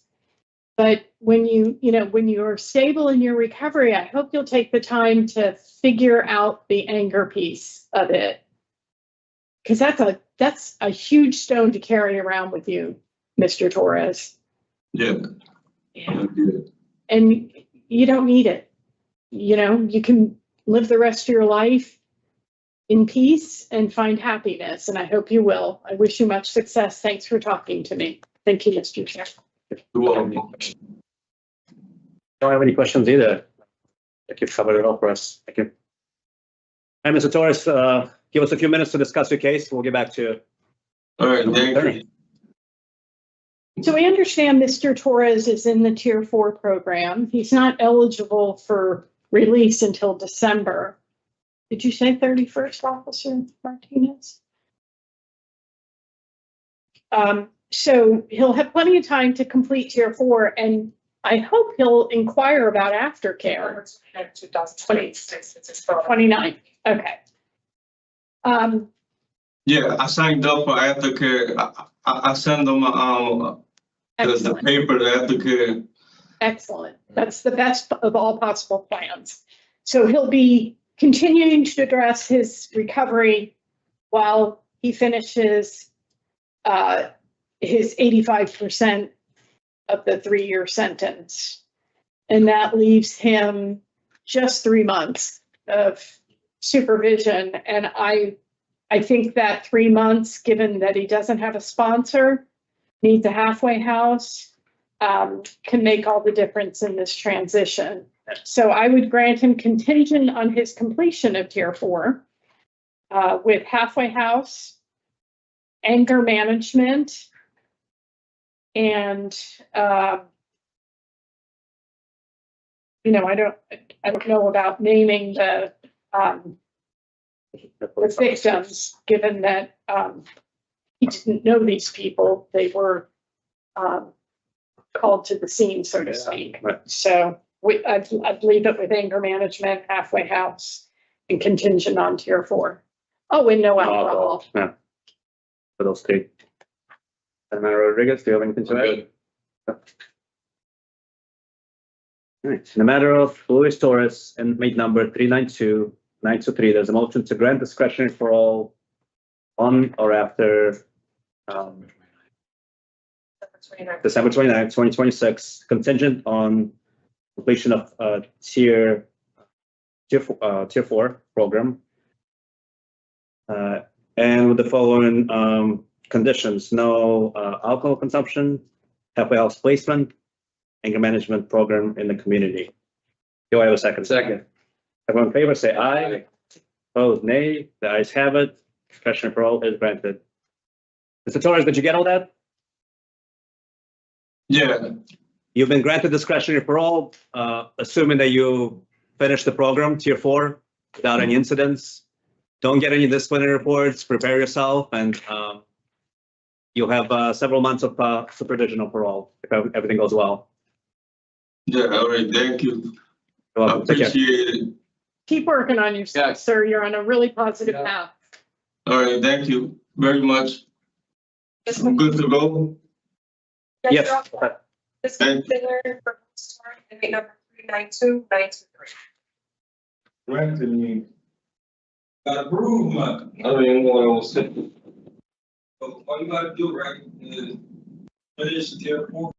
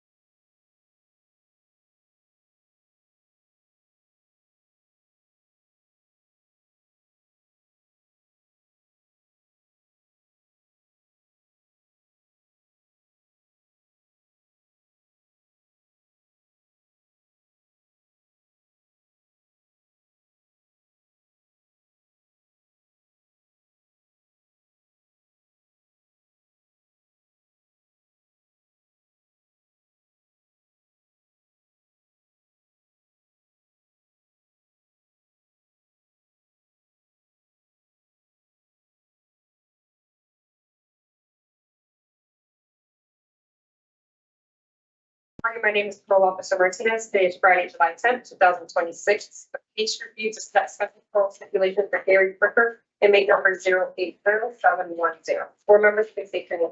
Alex Turco. Fernando Rodriguez. Nancy Turner. Mr. Frickers has 20 years of special parole for that person robbery first. At this time, the panel will not deliberate and provide the decision for the record. Thank you. In the matter of Gary Fricker, there's a motion to set the following conditions of his special parole: halfway house placement, problem sexual behavior treatment in the community, no contact with victim CM. Second. All in favor, say aye. Motion carries.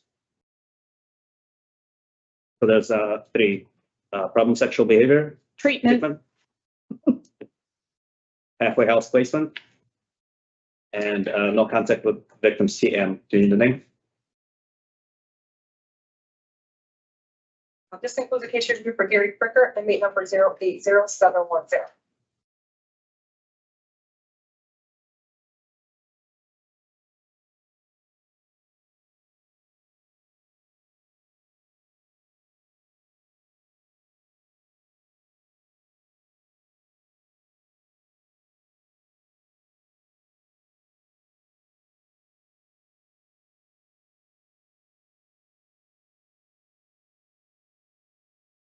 Good morning, my name is Parole Officer Martinez. Today is Friday, July 10th, 2026. This is a case review hearing to set special parole stipulations for Justin Richard, inmate number 441915. Board members, please state your names for the record. Alex Turco. Fernando Rodriguez. Nancy Turner. Also attending is the board psychologist. At this time, the panel, Mr. Richards currently serving 3 years jail and 2 years of special parole to file with robbery second. At this time, the panel will not deliberate and set special parole stipulations. In the matter of Justin Richard, inmate number 441915, there's a motion to set the following conditions of his special parole: halfway house placement and stay away from subway at 53 Hartford Turnpike in Vernon, Connecticut. Do you have a second? Second. All in favor, say aye. Aye. Motion is adopted. This completes the husband inmate number 91.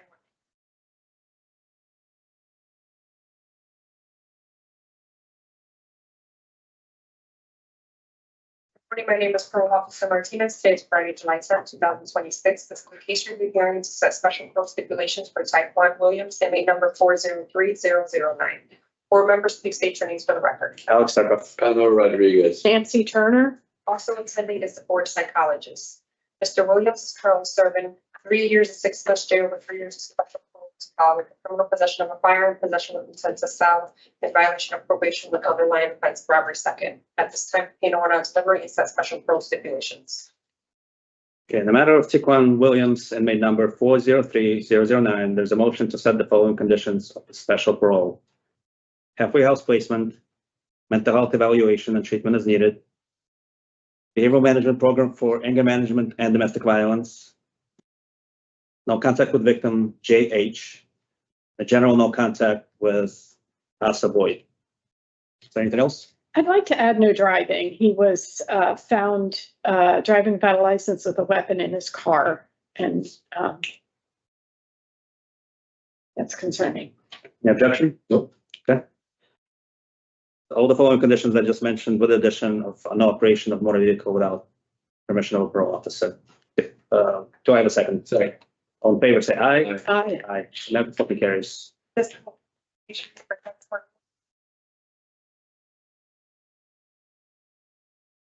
Here for CI, 6 12 years.